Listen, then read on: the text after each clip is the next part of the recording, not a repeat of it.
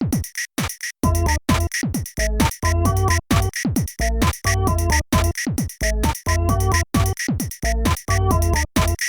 Well, boy. we first need a proper introduction. That was it. So welcome back Oh. to part 2 of our double bill on Paleogames.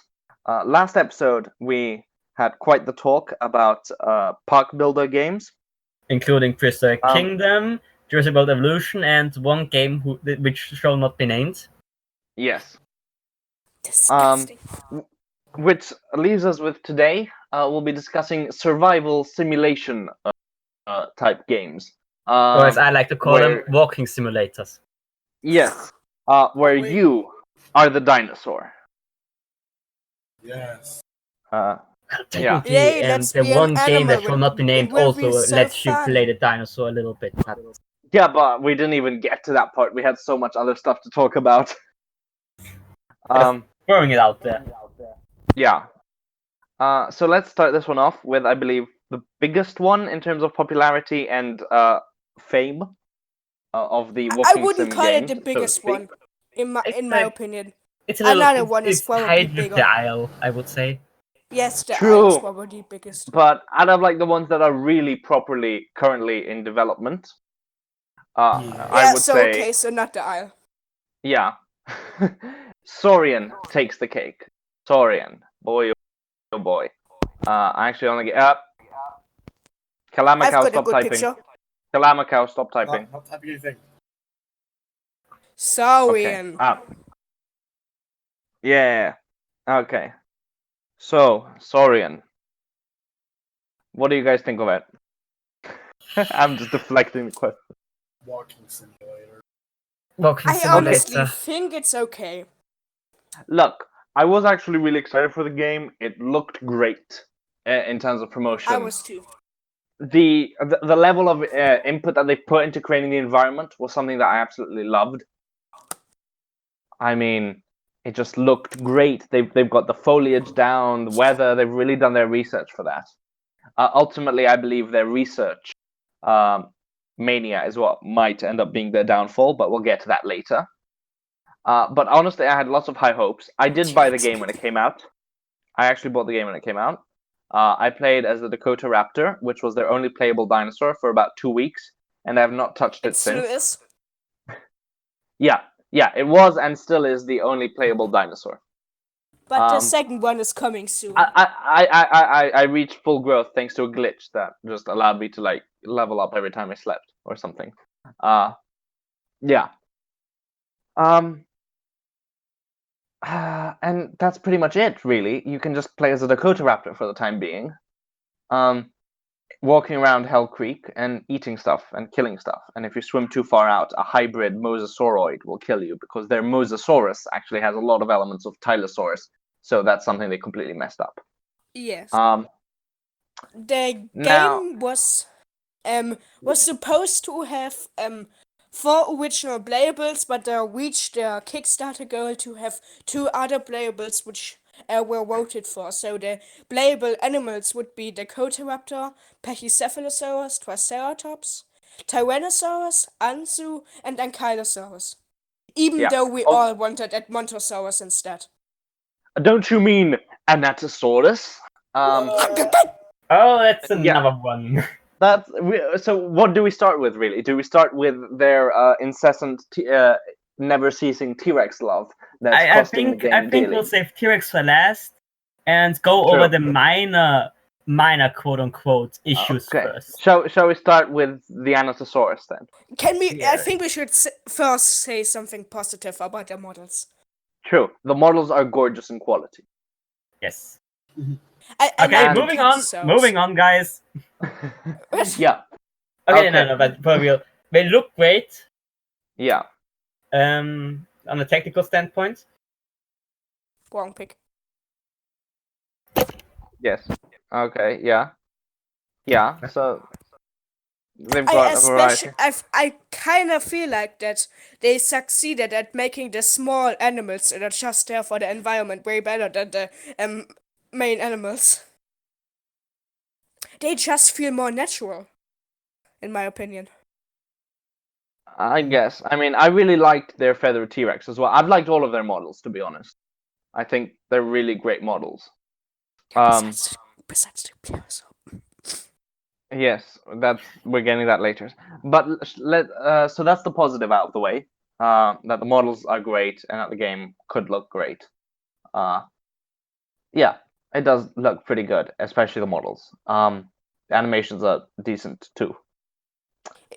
It also has nice concept art. That it does too.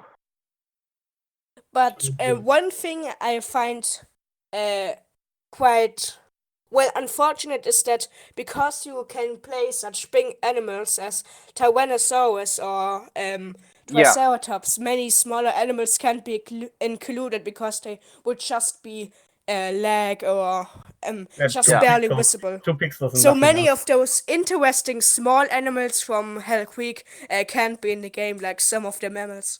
Like Yeah. Obama. Obama Don, you mean? Poor Obama. Yeah, well, that's what I said. The smallest animal is a lizard that I forgot how it's called. You must have cut out because all you said was like Obama. Yes. So, okay, Obama is our favorite small Hell Creek animal. Alright, now we've got a fair amount to talk here, so let's just get into it. Let's start with the Edmontosaurus. Which will also... Netosaurus.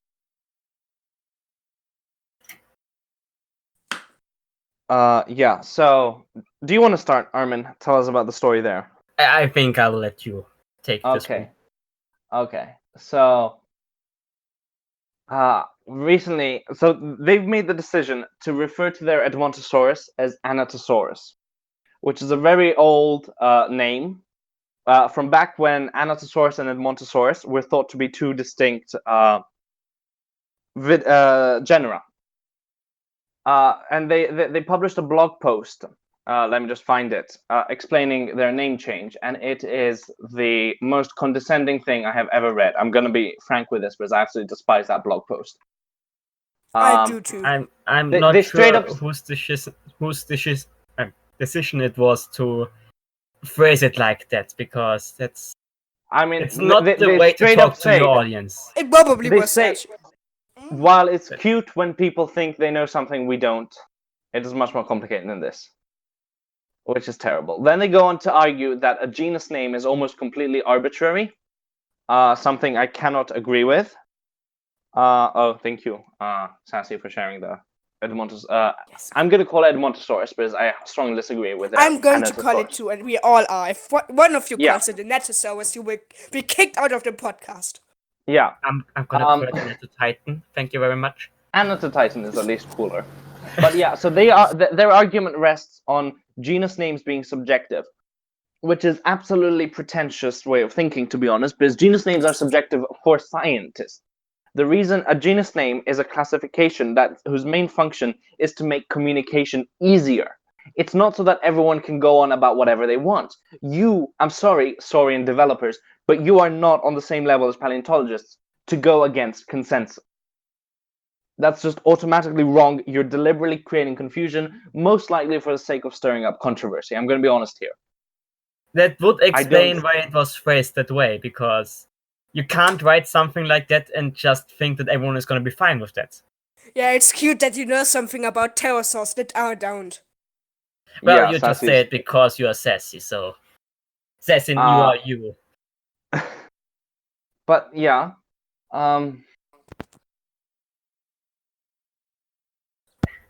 That's one major thing out of the way. Yeah. I don't think we have anything more to add to that. It's just them being... pretty condescending. That I It's just creating unnecessary confusion and controversy. There's also the issue with the frill deck. Yeah, they've messed up the frill, the skin frill along its back. I'm not too well versed in that, to be honest. So I can't really comment on that. It's somehow a bit different. Paleo? Someone made a great blog on TV about that. Yeah. it was Paleo and Carniferax made a deviant bullet Yeah. post. We're gonna link Yeah. that one in the description. It's pretty Yes. much goes over the whole issue, explains it way better than we ever could. So check that one out. One other thing about Saurian that is quite sad is that they originally had concept art for Leptoceratops, Oh yes, I remember that. but they decided not to include it because its remains were not found in Bone Butte. Although they also include a bird in the game that isn't present in Bone Butte either. No, I'm sorry. Isn't the whole point of the bird that it is the bone butte and Antiornithine? And no, there's a second bird that is going to be added later on, if I recall it correctly. Oh, that's lovely. I'm trying to send the picture of the Leptoceratops concept art, but it's not letting me copy it. I can take care of that, Yes, please do. Thank you. which is a shame because Leptoceratops is pretty awesome dinosaur. Yes, I also wonder if love they'll the concept backtrack. art. I wonder if they'll It's I wonder if they'll backtrack on it after the I paper was on faster. burrowing Leptoceratopsids is published. Oh, okay. Sassy did it. Okay. He done did it. You could have posted the female instead. But yeah, that's really nice, and it's a shame it's not going to be in it.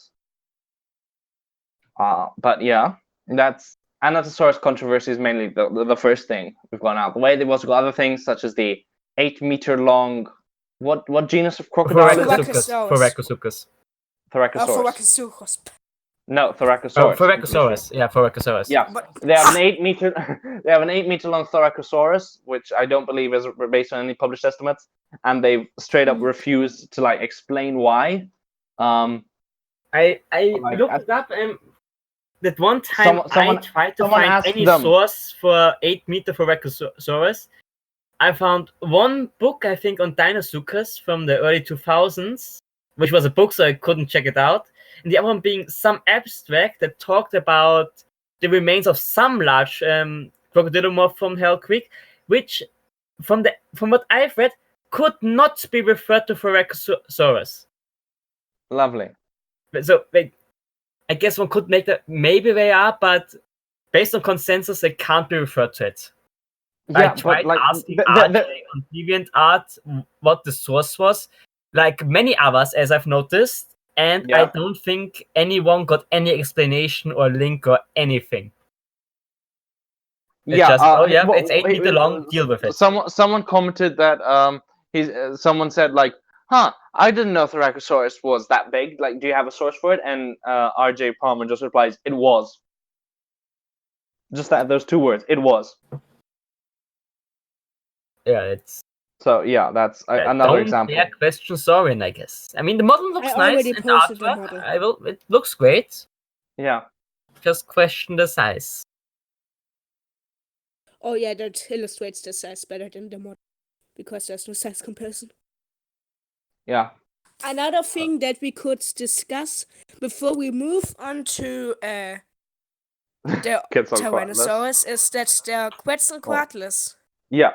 Yes, Quetzalcoatlus. Now Sassy is in his element. Yes. Yeah. The original concept art, this is the model. So the concept art originally had the wing finger bending backwards because RJ didn't understand how pterosaur wings folded, so he claimed it's what Witten told him, but that clearly is not how Witten illustrated it ever in any of his skeletal reconstructions or in any of his drawings. So he seems to not have listened properly to how to reconstruct the bending wing finger of this animal. Yeah. But I think also, yeah, I have mentioned to the dev team multiple times that if Quetzalcoatlus SP were to be present in the Hell Creek Formation, that Quetzalcoatlus Neothropy, which is of course bigger and has probably a larger range because it has it's more likely for such a large animal to exploit more area to find food rather than a small animal. So it would like something we also have from India, which was found all over Europe and the US. The US one may not exactly be referable to Aramburgiania. That one's still a bit up in the air. There's a paper that's apparently questioning it. I believe Sassy has argued that it may not be referable. But even if it isn't, we still have it from Jordan and almost definitely from Morocco as well, right? Yes, from Morocco. And there is another specimen apparently from the southern parts of Africa, but I can doubt that specimen's identity too. Yeah. But whatever the case, the big ones certainly almost definitely had a much larger range than the smaller ones based on their fossils and also their morphology. So yeah, you were saying, Sassy?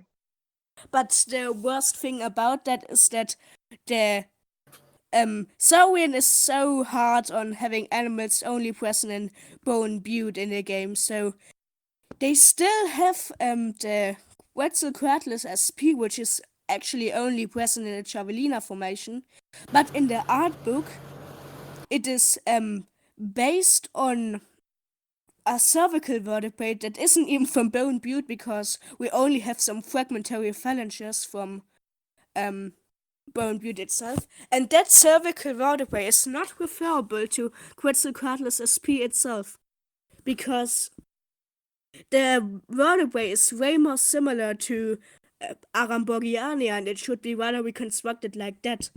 And scaling it results in an animal that is way smaller than what is illustrated in Saurian. So basically, they've completely messed up their Quetzalcoatlus. Yes. And are refusing to take any comments or to learn anything more about it because, God forbid, you know more than the almighty Saurian devs. Yes. It's cute that you know. It's cute that you think you know more than they do. Yes. But it's not as simple as that. How dare I? That's ridiculous. This also translates well into the T-Rex, because I think there's one more we can bring up. The Packy sticky thing. Oh. Yes. I mean, only a minor note, because we're gonna talk about it in greater detail in a later video, but I think it's at least worth mentioning. Go ahead. No, I was. I mean, you know more about it than I do, honestly. What's the situation in the game, at least?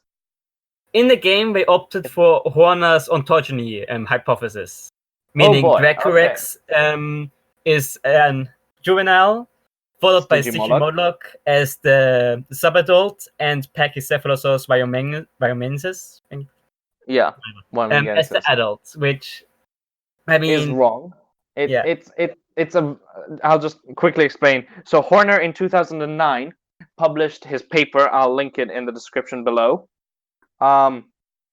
Explaining that allegedly Stygimoloch, Dracorex, Stygimoloch, Pachycephalosaurus are all part of one growth series from baby to adult. And from sadly, one species, most importantly. Yes. And sadly, no one has actually questioned this besides Horner yet. So technically, Horner's is actually, so by virtue of being the only paper on the subject, Horner's is kind of viewed often as the correct way, even though the paper itself is really poor. There's a lot it doesn't take into account, and just if you read it itself, there's a lot of flaws. So stratigraphy also comes into play. Sorry. Yes. With we have all the species than Pachycephalosaurus. Of course, there is the argument to lump both of them on a generic level, making it Stygimoloch Pachycephalosaurus spinifera. But even then, it would be a distinct species and wouldn't just evolve, quote unquote, like in Pokemon, into Pachycephalosaurus. Yeah, because there's really nothing that suggests Stygimoloch spinifera would have grown up to look like Pachycephalosaurus wyomingensis in the slightest. There's really very little. Yes, the dome may have gotten bigger, but there's nothing to suggest those really big spikes would have disappeared. There's absolutely nothing suggesting it. The paper itself shows that actually there was that there isn't much. And just Horner's approach, like the same with the Torosaurus being an adult Triceratops, is he comes up with a conclusion and then scrambles to find evidence supporting it, as evident in the paper. So, sadly, of course, there hasn't been any official questioning yet that has been published, and the fact that several documentaries, I believe, at least one, Dinosaurs Decoded, have strongly supported the Horner hypothesis. It's probably not going to die quickly. Yeah, it might die quickly, because Peter Larson has found an adult Stygimoloch, which will prove. Yeah, he's found this really big, like Pachycephalosaurus size P. wyominghensis adult Stygimoloch that proves that it is distinct from Pachycephalosaurus. In before Horner just says sexual dimorphism or something. Yeah, but anyways, that will finally be a peer-reviewed, published paper that will contradict Horner at last. So Horner won't be the only player out in the game of Pachycephalosaurus and Lumpy. Yeah. It is incredibly hard to find a concept art of Saurian illustrating the ontogeny. Yeah. I swear I've seen this one not too long ago. I'm gonna check right now. Yeah, I'm looking for it right now, but it's like impossible to find. Can't be that hard, can it? Okay, I see T-Rex, I see Ansu. Yes, so I just googled the ontogeny and I get T-Rex or Triceratops. Those are all the single ones without... here we go. You found it? Oh my god. I found it. Oh, epic. Epic boy. Hello? So yeah, that's... The adult Pachycephalosaurus for some reason has way bigger horns than normally. Yes, so that honestly looks like what an adult P. spinifer could be, and not really like an adult Pachycephalosaurus that we actually have. Honestly, I don't know. I'll fully admit, I'm not sure if that's the final version that's gonna be in the game, or if this is the final version. This is the newest concept art. Is it? Oh. Because it's also this Pachycephalosaurus which... This is the older one. This is the old model. Okay. So it just gave it longer horns than a newer one. Yes. Okay. Possibly to compensate a bit. But whatever the case, it's still a goofus. And I can't support the ontogeny, but you know what? It's honestly a minor point. It's still something that's up in the air. And I don't like discussing that much. They will not fix it anyway because they are busy fixing something on the T-Rex. So yeah, I think at this point... Well, should we bring up the Mosasaur? Yeah. So the Mosasaur, let's just quickly discuss the Mosasaur. And then we can move on to the world's thing. Do you have a picture of the Mosasaur, Armin? Give me 1 second. I'm not meaning literally. Not literally. But yeah, so basically the Mosasaurus. A big issue with Mosasaurus... Oh, there it is. Yeah, so a big issue with Mosasaurus in Paleomedia is that often it's actually a Tylosaurus being depicted and called Mosasaurus. Which is a big problem, because when you actually look at the phylogeny of Mosasaurs, you'll see that Mosasaurians and Tylosaurs, Dromaeosaurs, I don't know what the technical term is, Tylosaurs. but they evolved independently from each other, from their own ancestors. Yeah, so they both... There was one lizard which went into the sea and split into these two groups. There were two related lizards. Yeah, two lizards closely related, I believe. Yeah, probably. But small body. Yeah, I believe they both had a small-bodied lizard ancestor, but they branched off very early from two, possibly even just two terrestrial closely related lizards, I believe. Something along those lines. The point is, they didn't split up in the aquatic form, but way before that. Yeah, which is really... It's not like all Mosasaurs are in the same group together. You can also easily distinguish those two. You can easily distinguish those two by just looking at the tail vertebrae. They are pretty different. Yeah, I haven't looked too much into that, but Saurian seems... I'm not sure what the reasoning for this is, but they seem to have merged elements of Mosasaurus of many and elements of Tylosaurus into one chimera.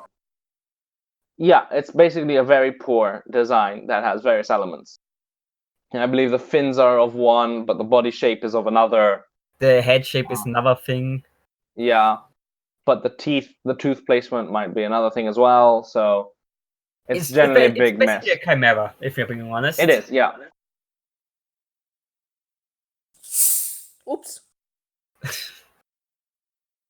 Yeah, oofus, but oh well, but not really. We will never let them forget that. So we will move on to the big one, Tyrannosaurus. The thing Saurian has been wasting their whole time on. So the one and only Tyrannosaurus Rex. Yep. So that's the latest version. A little bit of backstory. So first, well, the whole thing is the backstory really. First, they had the feathered, a slightly feathered T-Rex. Okay, which was back in like 20. You mean the black one? No. We're forgetting about the black one, because the reason for changing from the black one to the one that actually made it into the first release, the early access. Okay. That was just purely aesthetic. It wasn't, RJ being a obsessive compulsive about having the best T-Rex ever. Now, Armin, do you want to share a picture of the feathered Rex? Yes, the one from that was released in early access. If you have it. Yes. I love that Rex. It looked so good. Yeah, so that was the one that came out in early access. But then in 2017, there was the big paper by Bell et al., which argued that T-Rex was predominantly, if not totally, scaly. I agree, obviously, with it being predominantly scaly because, well, it was predominantly scaly. As far as we know. Based on the integument, we do have quite a wide range of scaly or naked skin impressions. Just a second. Of course, it's not going to be a debate that's going to die anytime soon, but the current evidence says it was mostly scaly. Oh yeah, Tyrannosaur feather debate, so cool. Yeah. So in 2017 it came out, and Saurian decided to update their T-Rex to reflect the new findings that was possibly totally scaly. Instead of actually spending time on gameplay, implementing more playable dinosaurs, they went and spent 9 months redesigning their T-Rex. Because not only did they want it to be, scaly, but they wanted it to be as accurate as possible. In terms of integument, in terms of musculature. In terms of ontogeny. Yes. Complete redesign. Took 9 months. There's the ontogeny now. Complete redesign. Absolutely unnecessary. Put off gameplay progress for 9 months, so we still have a walking simulator of just one species. We only have the Cotaraptor. We're just now really getting to Triceratops. Yes, 2 years after early access. Development. It has been years since the game I appreciate began. What they're doing for T-Rex, but I'd like to play it. And now maybe. the worst thing. Yeah, it would make much more sense if T-Rex was at least playable, but it's basically just a background threat at this point. Oh yeah. And now Archie is at it again. Yes, so we're recording this. Well, I don't know if we should discuss this because the subject in question will probably have become outdated by the time we actually release this video. But basically, a sort of snapshot. We'll post an addendum if need be. Today is the 29th of June, and there's going to be an upcoming paleontological, conference meeting thing, and it's been revealed that at the conference meeting thing, they will discuss an update on Tyrannosaurus musculature. And RJ has said he might redo the T-Rex because of that one muscle. Let me find the abstract, shall I? I think I can find it more quickly. Yes, if you can. Because I was the one that originally no, I found it. Okay, so yes, it turns out that the M flexor tibialis internus 1 muscle is actually, gonna get a bit of an update. This one leg muscle, I believe, is gonna get an update, and he just completely lost everything. He just The worst completely thing about it, in flipped my out. opinion, is not that RJ is redesigning it again, but the way he announced on Twitter was making it seem like it was a huge here's the announcement, abstract, like something we have feather impressions from a Yeah, Tyrannosaur or something. the first Oh, thing yeah. I thought whenever was like, is he talking about Dick's feather disc hypothesis? Is he gonna back to go? But no, it's just a muscle, nothing more. The T-Rex And then when isn't people playable. ask, he was It's secretive not about playable. it. We are just now getting to the second of 6 dinosaurs. It's been years And only the then when- Raptor. We are just now getting to Trike, and he basically wants to redo T-Rex again, which isn't even playable. Because you of should the do the Quetzalcoatlus! Okay, thanks for screaming, Sassy. But yes. Oh my god. It's just... And in my opinion, frustrating. it was so terrible that when people asked him on Twitter, he was so secretive about it, even though the abstracts were already available to the public and he could have just showed it. It's just not kind of it's like embargoed or hyping it something. up again, despite it being virtually unimportant to anyone. It is. It for the purpose of the game, it's unimportant. Which brings me to my biggest issue with this game, and it's the very fact that they decided to make a game. Yeah, this should have been a documentary. The science and effort they put into comic, it. anything. A short story. Like a March of the Dinosaur style film. Anything. They have no gameplay. They have no gameplay other than you grow up as Dakota Raptor. And that just wastes so much. All of the small animals, like Sassy said, all of the environment, it's all wasted. All the resources by a lack are basically of just wasted. I mean, at this rate, if we're gonna continue at this speed, the game is gonna be finished in like what, 10 years? At this point, nobody will care anymore. It could have just quickly done a documentary. Could have. Okay, redesign the T-Rex if you want to and make a documentary of it, but it's just, there's no point in it being a game. There's no interesting gameplay to it. It's not like there's any interesting story or anything. It's just you walk around, grow up, and you get to look at pretty dinosaur models, which could have worked better in a documentary. Yes. It's just how it is. God. I mean, it's an honorable idea. I respect the idea behind it, but it's just a waste of time. You don't make a game that you can make a game and make it accurate. PK shows that they go more for accuracy than Prehistoric Kingdom, yes. Yeah, Prehistoric Kingdom, PK. But when the only thing your game has to offer is being accurate, and there's no point in it being a game. I'm sorry, it's just how it is. Yeah, no, that's absolutely true. So, Venus. It was a great idea, but it failed. Yeah. We will have to wait and see. Maybe we will pull it around somehow. I doubt it, but well, we will see how things develop from now on. Yeah. Anyways, we've already gone on for like a half hour about Saurian, and we've got 3 more of this. I think we should talk about the other games, but Saurian I'm surprised we didn't go on for longer. Yeah.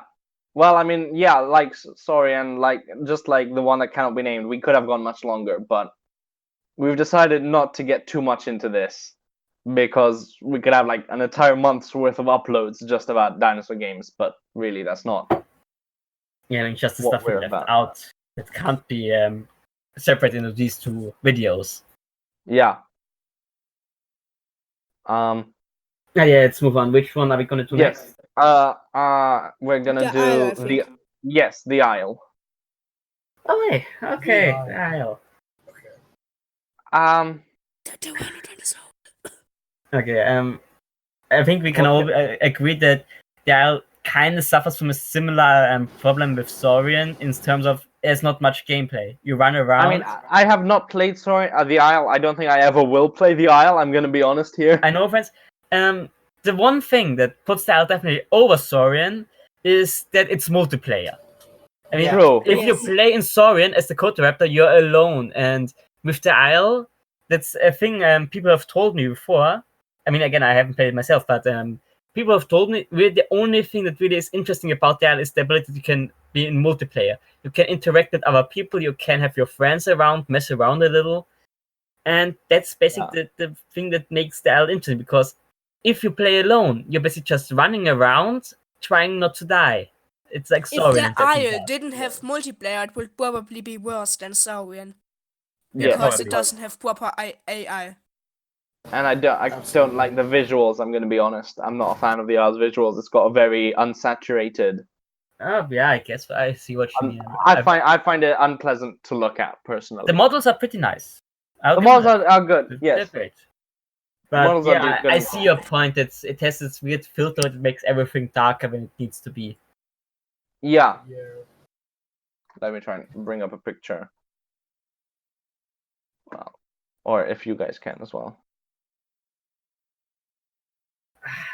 I'm still wondering what they're gonna do with all the human. Yeah, because weren't humans supposed to be a thing in the Isle? Well, they added them, didn't they? Humans are already in the game. They added them for a short time. I think they took them out because they still need to work on that. But it's another thing because it pretty much seems like the Isle doesn't quite know what they want to do. Exactly. I don't. On like million things at once. They're working on the humans and the cannibals. They're working on have the hypochondriac dinosaurs with. They have a whole bunch of lore, which feels wasted given that it's just dinosaurs walking around at this point. Yeah. They also are working on a Dinosuchus. Dinosuchus, whatever. Yeah. Well, Dinosuchus is technically the if you follow the Greek pronunciation, but it is sadly Dinosuchus. It's one thing I've also heard people bring up that the Isle is basically softcore Primal Carnage fanfiction.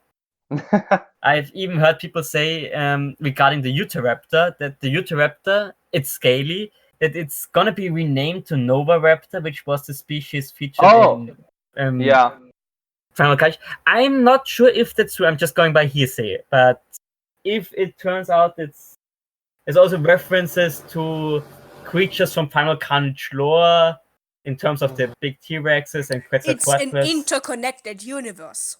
Yes.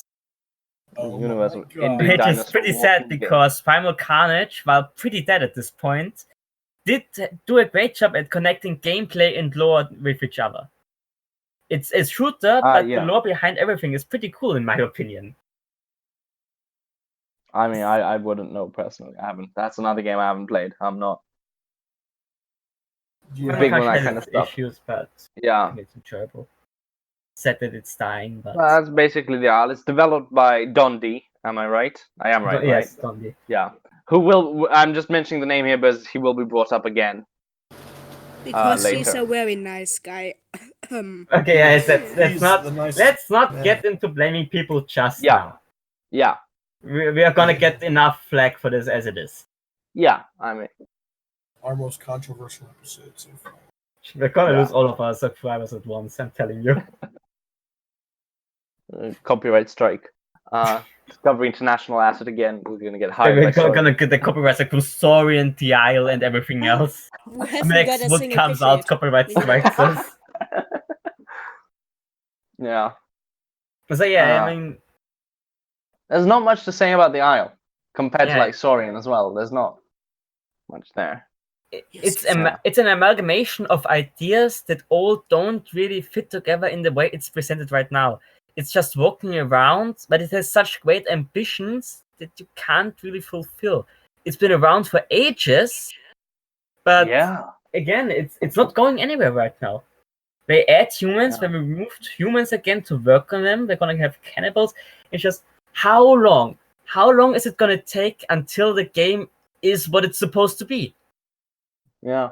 The terrorists are horrible. I mean, it's an indie game, so I get why it's gonna take a longer time. It's not like Jurassic World Evolution, where it's gonna come out and the basis of everything is there. It's a full game, so I get that. But on the other hand, it's like it's taking such a long time, and there's still nothing really that even hints at what the game is gonna be in the final version. Yeah, and they're working on so many things at once that it's only slowing it down, so it'll take longer.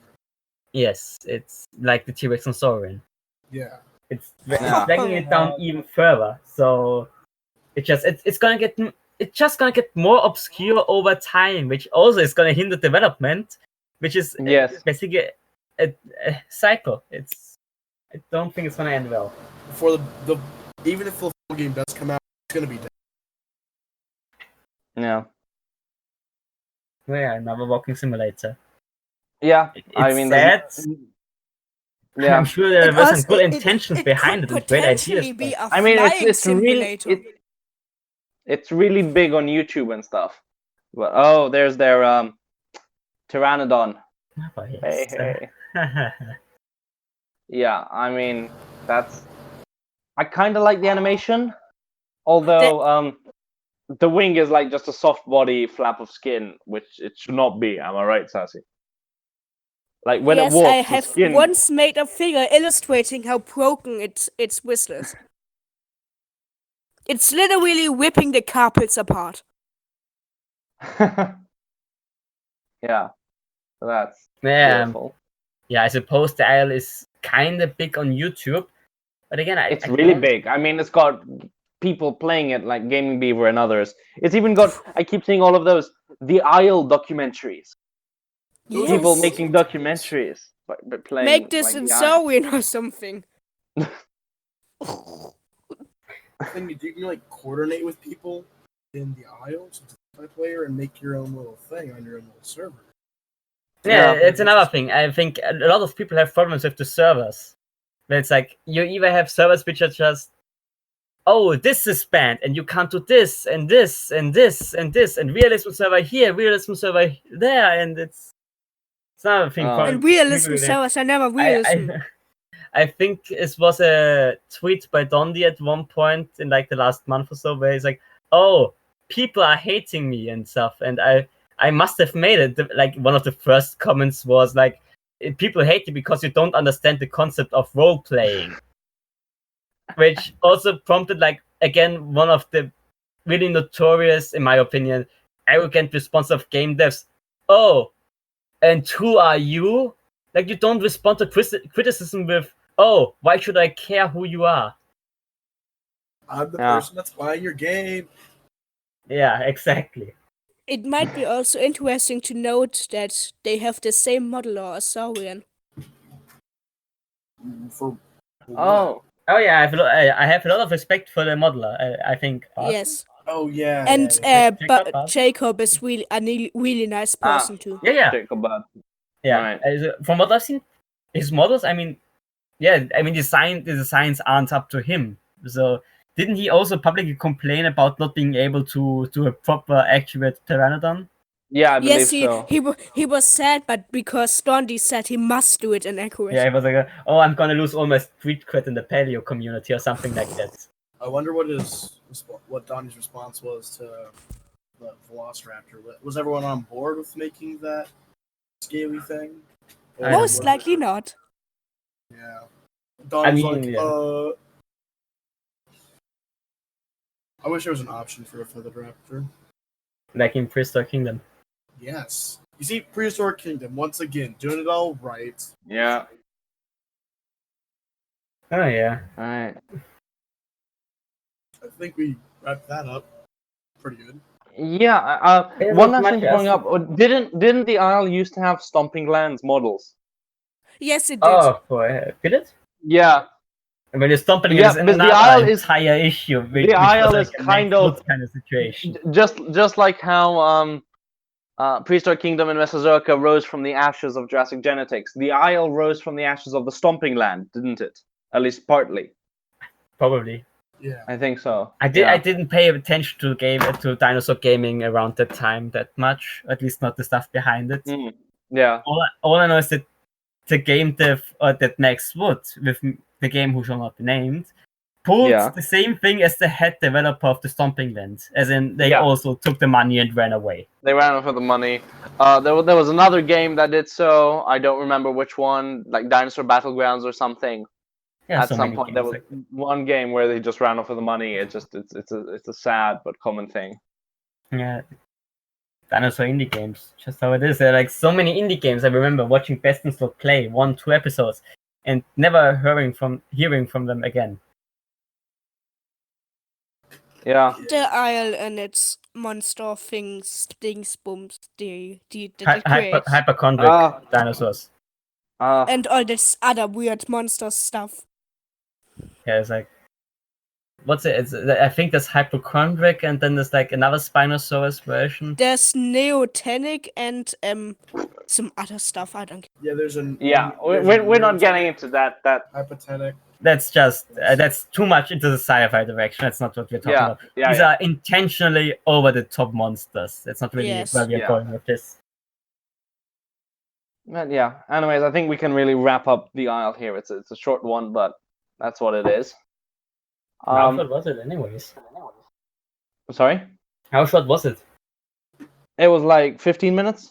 Oh, okay.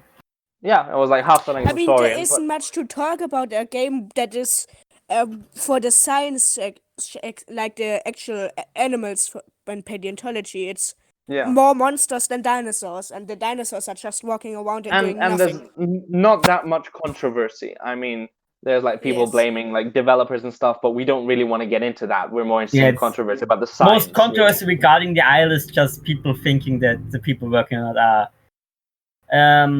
bad people. Yeah. Let's say it like that. Yeah, but we don't want to get into that. We're more interested in the science. It's personal warfare and stuff. We're gonna get enough of that once we get to another game. Yes, which will be, I think, the last one we're discussing. Let's say it's the most recent one. So we still have 2 games to discuss. We have 2 games that's why we're saying it's going to be the last one, because it's one going to be before that one. Yeah, the one that we're going to discuss coming up now is Beasts of Bermuda. Which has the wonderful acronym of Bob. I mean, it can't get any better. Honestly, Beasts of Bermuda, I find the visuals kind of pleasing there. I like it. It's like simplistic. It's simplistic and it's pleasant and it's colorful, which is basically everything the Isle isn't. It's bright, it's saturated, so I actually really like the visuals. The gameplay is basically the same thing as the Isle. You walk around and kill stuff and eventually get killed. But you also have flying and aquatic animals in in Beasts of Bermuda. I don't think you definitely don't have swimming or flying animals in the Isle, right? I don't think so. Implemented yet. I mean, they are working on it. Was, I think, they are working on it, and it's horrible. But yeah, Beasts of Bermuda has a lot of variety. They also go for some comparably obscure genera. They have Chronosaurus, Elasmosaurus. They have, I think, Ichthyovenator. Chronosaurus already counts as obscure these days. Sadly. Well, I mean, if it wasn't obscure, we would have gone with Pliosaurus or Liopleurodon. Yeah. But no, I like their choice of genera. They actually held like a sort of open thing to try and decide, because they have Pteranodon in already, and they were trying to figure out what their second pterosaur genus would be. It will be Topeognathus, most likely. No, I believe they said it would be the frugivorous one. It's Tapeyara or Topeognathus is in the list of confirmed animals. I mean, the other one, because they were wondering one that would, and like the votes were largely for Thalassodromius, which would have been awesome. Yes. Okay, wait, I have a list here. I'm not sure how accurate it is. It's a Wikia, so it's always that someone just put something in their thought was. But there's Lodosaurus. Yes, that's quite probable. Which again is a nice choice. It's like it's a very heavy-set iguanodontid. Yeah. Well, iguanodonted being kind of vague term, really. No, but sorry, Sassy. Which is the frugivorous pterosaur? The one that eats the fruits. Like any Tapejara. Okay, yeah. So they went with Tapejara instead of Thalassodromius. To be added at some point in the future. The Wikia says that Topeognathus is confirmed. Yes. Yeah, I think Tropeognathus and Pteranodon are. Well, Pteranodon's already in. Pteranodon is definitely already in. Which one? Pteranodon is already Pteranodon is in. Yeah. It looks cool. I like the gameplay. I like the flying motion. It's actually. It is likely the following creatures will be playable due to our interest in expanding niche. Many are piscivorous, aquatic, flying creatures, semi-aquatic. Let's see, aquatics, flyers. Tapejara? Yeah, that's the one. They've said Tapejara will almost definitely be in. And perhaps some at Starkit. Yeah, obviously. But no Thalassodromius, which is annoying. This Thalassodromius is epic and really needs more love than, say, Hatzipopterus. We just need to keep suggesting it on the Discord. Now we have 100 subscribers. So close. Go on. 120 some now. We've reached 120. And that's just at the time of recording this. So by the time this is out, hopefully we'll have reached more. Yeah, because we're going to upload another video soon from the time we're recording this. I mean, this one is probably going to be uploaded in a month from now. That's actually the plan. Yeah, right. Yeah. I'm talking about that we are going to be... When we are Walked episode should be uploaded soon-ish. Yeah, I'm uploading it in a couple of hours. So, yeah. That's our longest one so far. But anyways, we've gone really off topic here. There's not that much to say about the Beast of Bermuda. Hey, I know some people don't like the art style. I know others do like it. So it's a polarizing one simply on so literally all I know about this game is that Scanova the Carnotaurus plays it, and that's about it. Yeah, he does. He's really big on Beast of Bermuda. Gaming Beaver. I also like the coloring options for the... Oh yeah, because you get to like custom color it, which can lead to some insane pink Parasaurolophus. Yeah, you can make a giant pink Patasaurus, I think, is in the game. Is that right? Yeah. Yeah. Something like that, or Barosaurus or something. Oh, yeah, maybe. Come on, Armin. Which one of us is right? Apatosaurus is in... okay. Lodosaurus, they have Lodosaurus. Yes, I already said that, Says. Yes. No, you didn't. Yes, I did. Yes, he did. Yes, he did.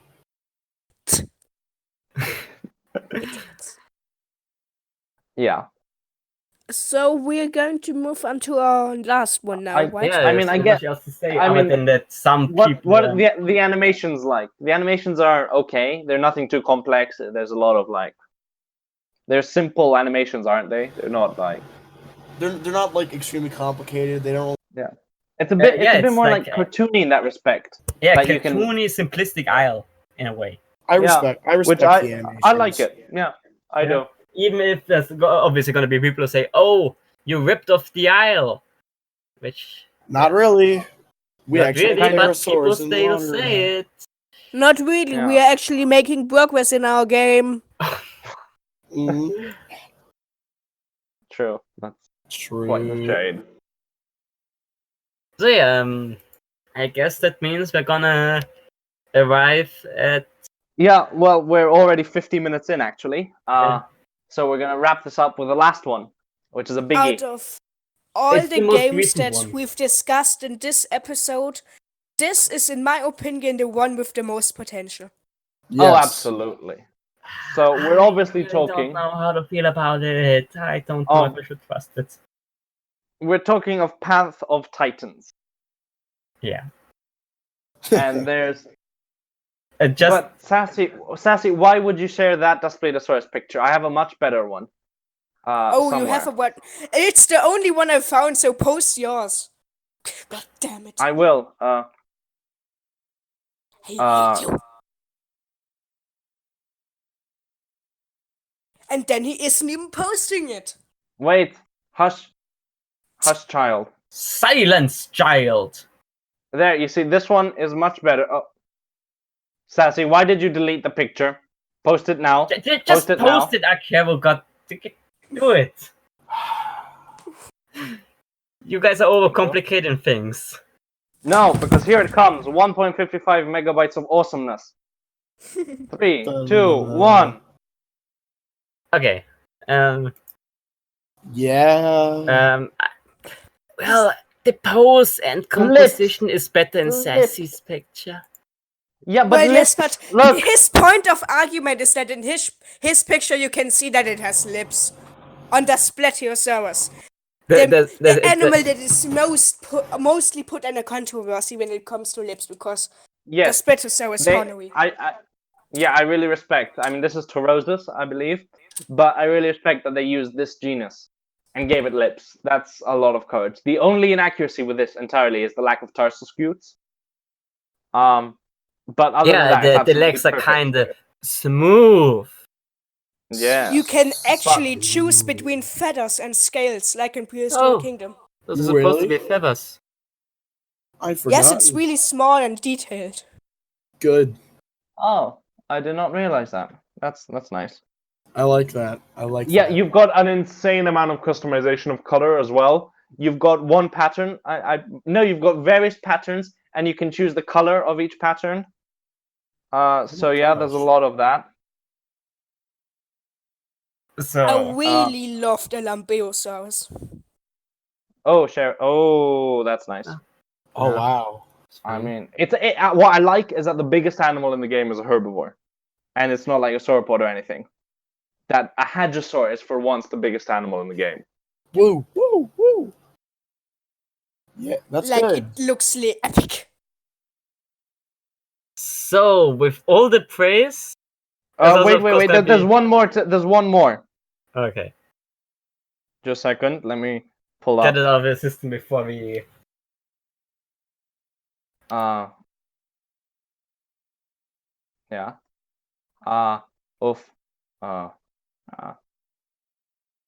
It has such nice foliage. Just a second. You're gonna need to give me a minute because I need to find because the image has itself not been shared. Because it's just from the Sassy, continue just like sharing images to appease the others. I guess you were looking for the Latini Venatrix. I am. Wrong picture. No, I'm looking for the one because stupid. the thing is that they've updated the Latin Venatrix actually. All I can find is actually one picture. No, I found it. You did it. Okay, here it is. It's 11. All right. Oh, the Allosaurus. What I don't like is that this has teeth, visible teeth. We'll get into the teeth later, because the Latin Venatrix originally had visible teeth, but this is the latest version where they've actually covered up the teeth. As the picture loads, I would just like to say that this is Latin Venatrix's first appearance in any medium. And it's a great appearance. It's amazing. That's awesome. Latin Venatrix being, of course, the most epic troodontid. We're doing a North American troodontids video soon if it hasn't already come out. And here is their Latin Venatrix, which is gorgeous. So yes, that's an example of it being the same pattern, but they've changed up the colors. Like you can customize the colors themselves. So it's like virtually the pattern isn't the exact same either. So they've said it's the same skin. No, it's the same skin but different colors and patterns slightly. So yeah. Okay. Yeah. There's overlap in parts. Because I think you can even customize like the parts of the pattern. So like, the tail can be the same pattern, but the head can have a different pattern. I think they've really got a ton of customization. So I really like it. I much prefer the visuals to the Isle. I'm going to be frank here. It's got a lovely, almost golden hour setting. I find it beautiful. I prefer it. And it has, as most other games do, more saturation. I love the forest setting of it. Now, the Ceratosaurus, sadly, suffers from, I'll be posting a picture here, from tooth slippage, which has resulted in exposed teeth. So like most of the teeth are in behind lips, but they've still got the overly long teeth due to tooth slippage, which, as we mentioned in our Dilophosaurus video, one of the reasons why lips are often argued for in stuff like Ceratosaurus especially is because tooth slippage makes the teeth seem like they were too long to be covered by lips, when in reality the teeth would be shorter, and thus the lip issue is not one that would actually happen. That's just my one thing I'm getting out there. Anyways, let's move into the background. So yeah, as we've discussed earlier, quite a lot of games in the paleo game community are spite projects, and so is this one. They actually, this is quite conveniently timed. very recently put out a blog post about the origin of Path of Titans to try and clear up any rumors and misinformation. This is very recent. So what they've said is that just a second, let me.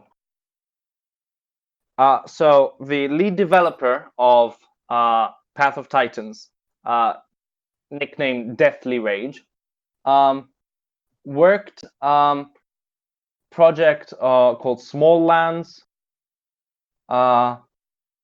which is a game that's going on now, and he helped leave, and he worked there, but then they had to pull out, and there was a big issue there.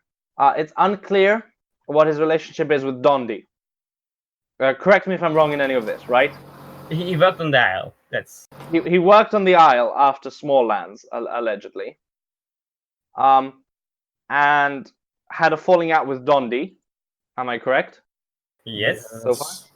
So he had a falling out with Dondi, and then what it seems is that this game is just like the one that just like Mesozoica was for Prehistoric Kingdom. This one is a spite game for the Isle. Yeah, and unlike Mesozoica for Prehistoric Kingdom, this one is better than the Isle. Yeah, this one actually seems to be an improvement. It seems to be. We only have pictures right now, so no, they have videos. They've started releasing gameplay. I've seen the videos. Getting Mimas footage recently. The animation looks that one's a cinematic. Jerky. That's a cinematic.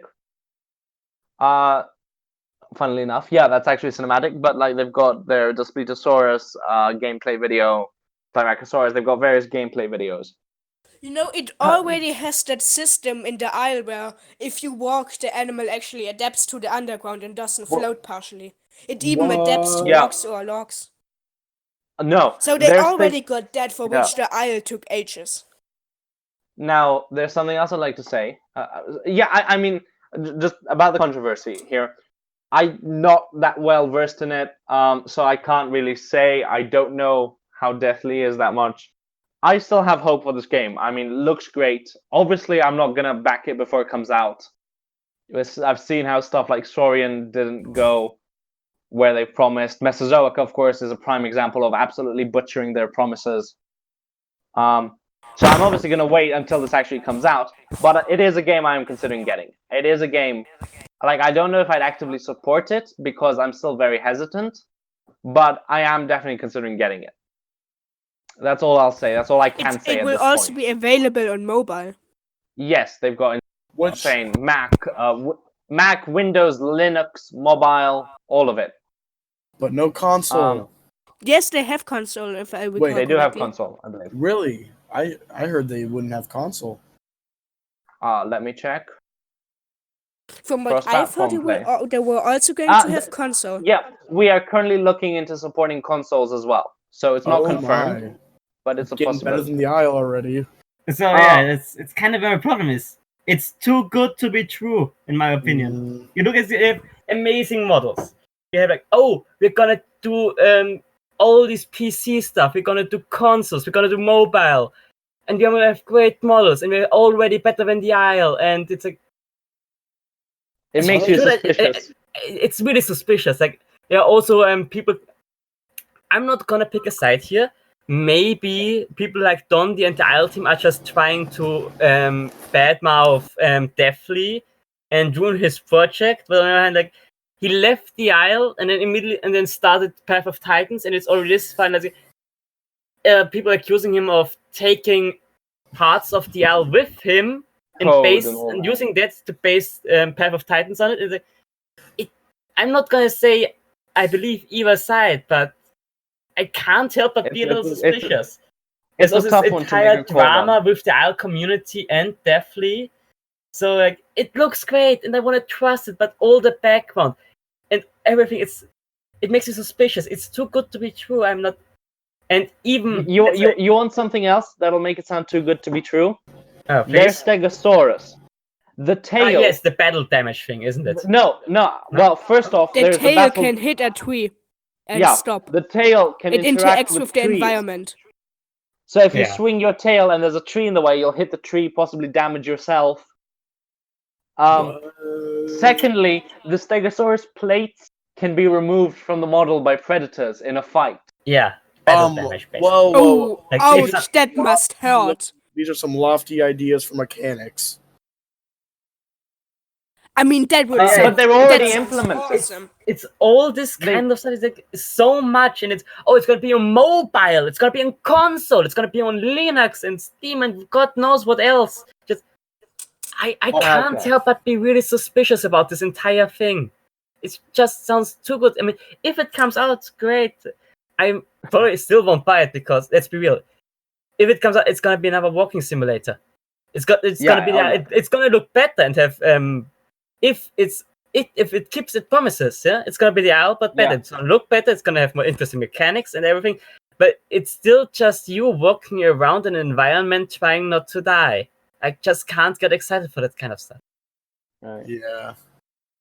I'm understandable. I am looking forward to it. I can imagine people doing documentaries in this one. The roster from the genre seems interesting and cool. I mean, there's Plesiosaurs instead of T-Rex, great. Lambeosaurus instead of Parasaurolophus or anything else, that's great. Latinovenatrix, amazing. But it's just so much good stuff, so much stuff to get hyped for, combined with all this controversy surrounding Deathly and his departure from the Isle, and the speed at which this is progressing.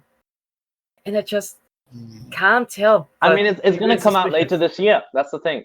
As well, later this year, it's feeling a bit Mesozoic all over again, isn't it, for you? Yeah. Oh man, I want to get hyped for it. I want to see people do documentaries. It looks great, but I can't. I just can't. I understand. Saurian is taking bloody ages and has nothing to show for, and it has been years. And this one just here is a full game with all these amazing mechanics. What if he was working on it during he was working on the Isle? Well, that's not gonna be good for him because it's gonna imply that he just straight up copied stuff from the Isle and made his own thing. That could be very possible then. Because if the finished game's gonna come out this year that was barely just announced, then I'm a bit suspicious now too. Yeah. Oh boy. So yeah, if anyone sees it who supports this, great for you. But until there's really something to go off and a full game and everything, I'm not gonna trust it. I'm sorry. I want to get hyped, but I can't. Okay, no, that's fair. And honestly, I think it's good that you're also just being more hesitant in general, because reckless abandon when it comes to support has led to stuff that the probably shouldn't have drawn that much. Mesozoica. The Stomping Land, Mesozoica, God. Yeah. So we'll see. I mean, the only one now to wrap the whole two-parter back together, then I would say the only one that I'm really confident in. I'm saying, it's going to release. It's going to be great. It's going to be Prehistoric Kingdom. I have absolute faith in that one. I absolutely cannot wait till that game. Prehistoric Kingdom is definitely the top. If I had to put one a second place, it would probably be Beasts of Bermuda. Just because it seems the most intriguing, and it seems the most likely to actually release, even if I'm not fond of walking simulators. Yeah. Actually, wait, I put Beasts of Bermuda at number 3. Number 2 is Jurassic World Evolution because it's actually out in the full game. True. It has its issues, but while it does have the Jurassic World park models, they, with their newer dinosaurs, are actually trying to go for a more accurate approach. Yes. Yeah, which I have come to respect from Frontier by developing the game. Yeah. Yeah. For me, it's tied between Path of Titans and Beasts of Bermuda. Because, I mean, I know Beasts of Bermuda did stall a bit. They did falter at some point. So I'm not all that confident in Beasts of Bermuda. I think the way I see Beasts of Bermuda, it'll be one of those permanent early access games. They'll just keep on adding, but never reach a finalized stage. And that's one of the things I don't like about early access. That it's just a never-ending state of limbo. To be honest. Yeah, for me. I get the point. So for me, it's tied between, and Path of Titans just looks gorgeous as well. So for me, it's tied between Path of Titans and Beasts of Bermuda. But yeah, I mean, that's very subjective. Also said they will have pterosaurs later on. Yeah.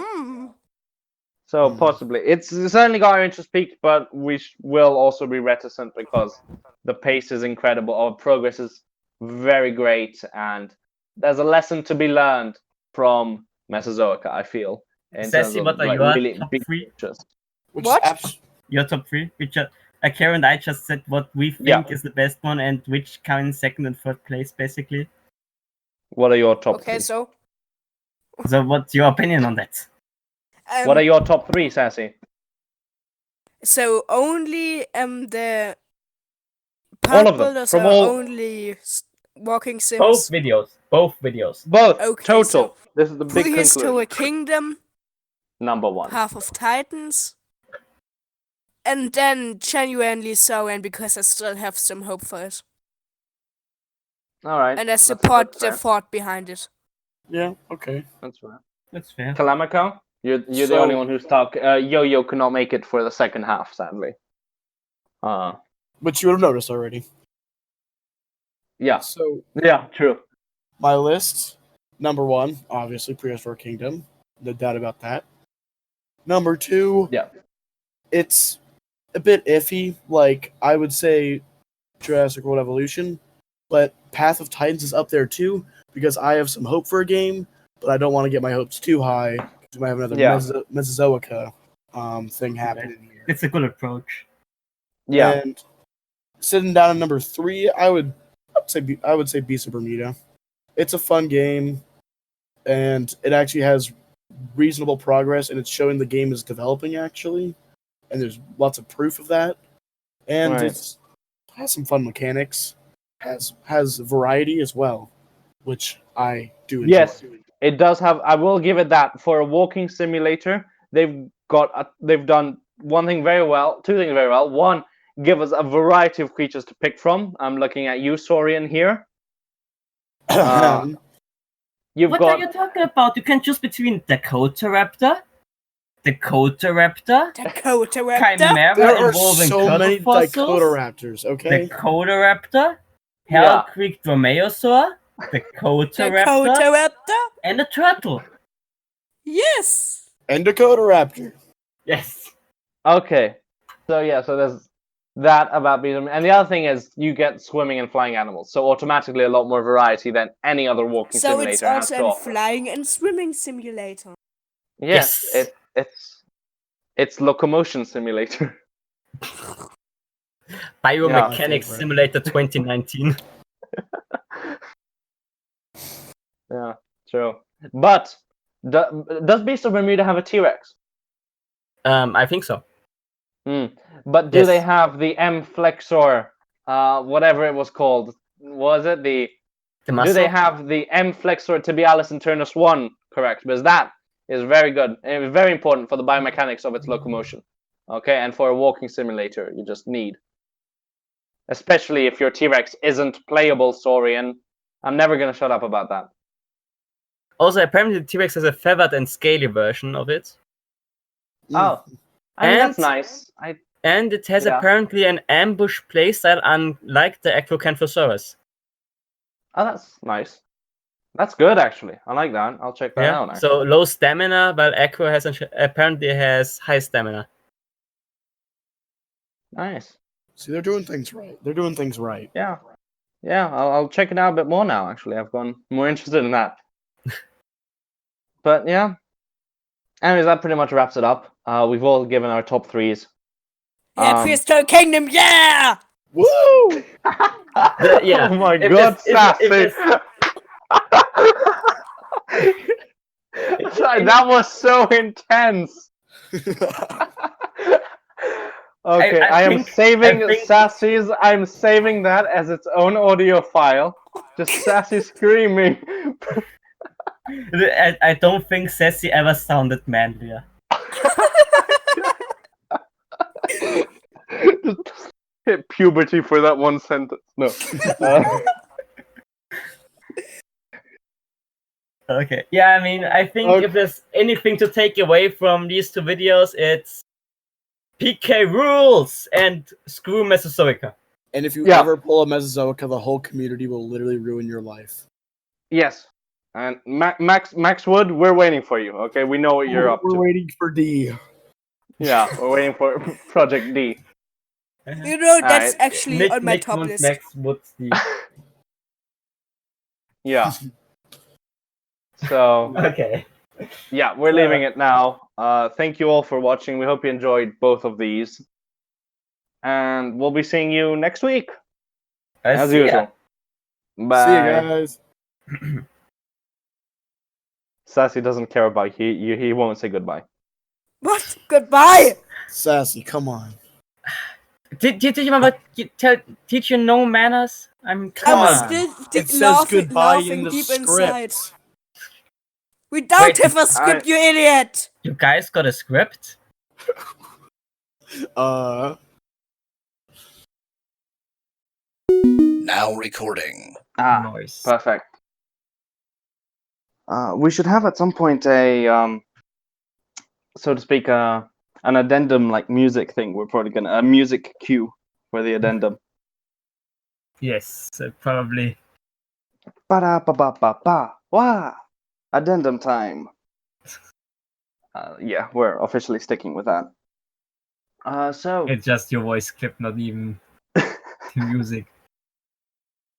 So, we're gonna try and keep this as condensed as possible because we're in for a pretty big addendum to the episode. Addendums being those little updates we shoehorn in at the end.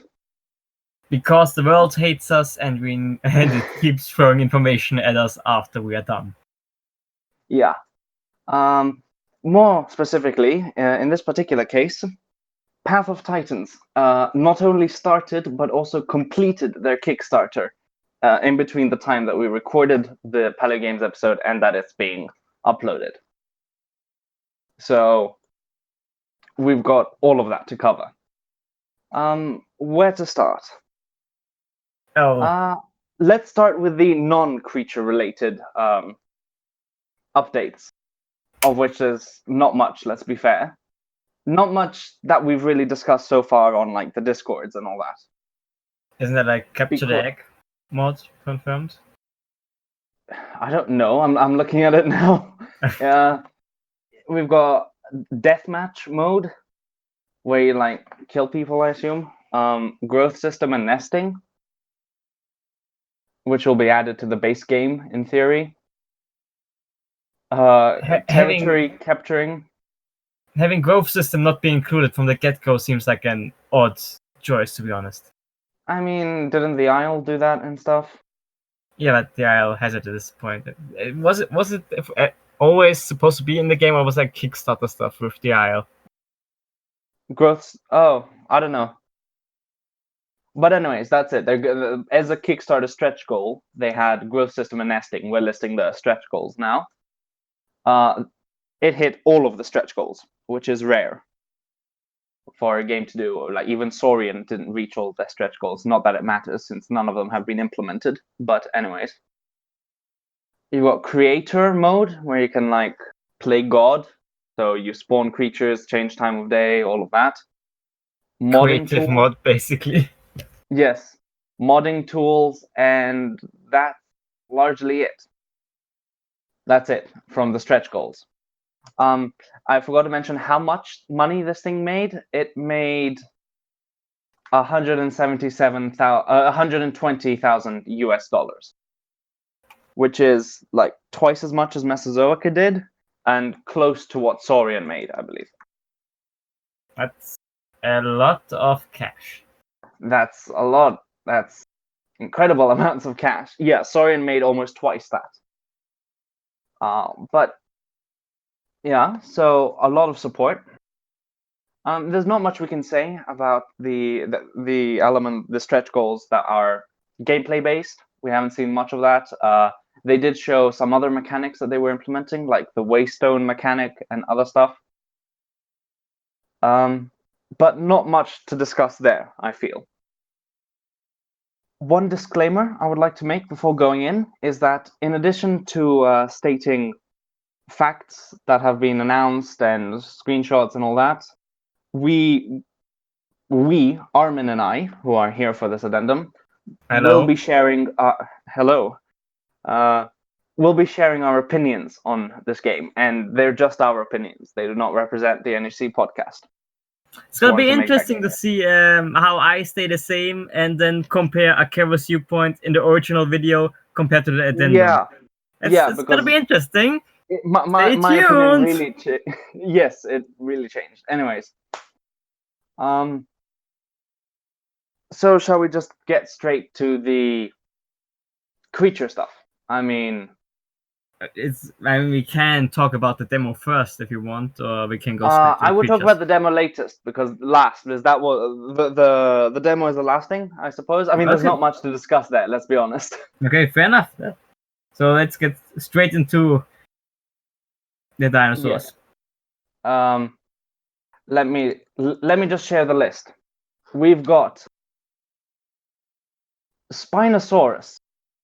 I mean, maybe we should start mentioning how those were chosen and stuff before we just go and list all of them in a row that nobody's gonna remember after 5 seconds. Yeah.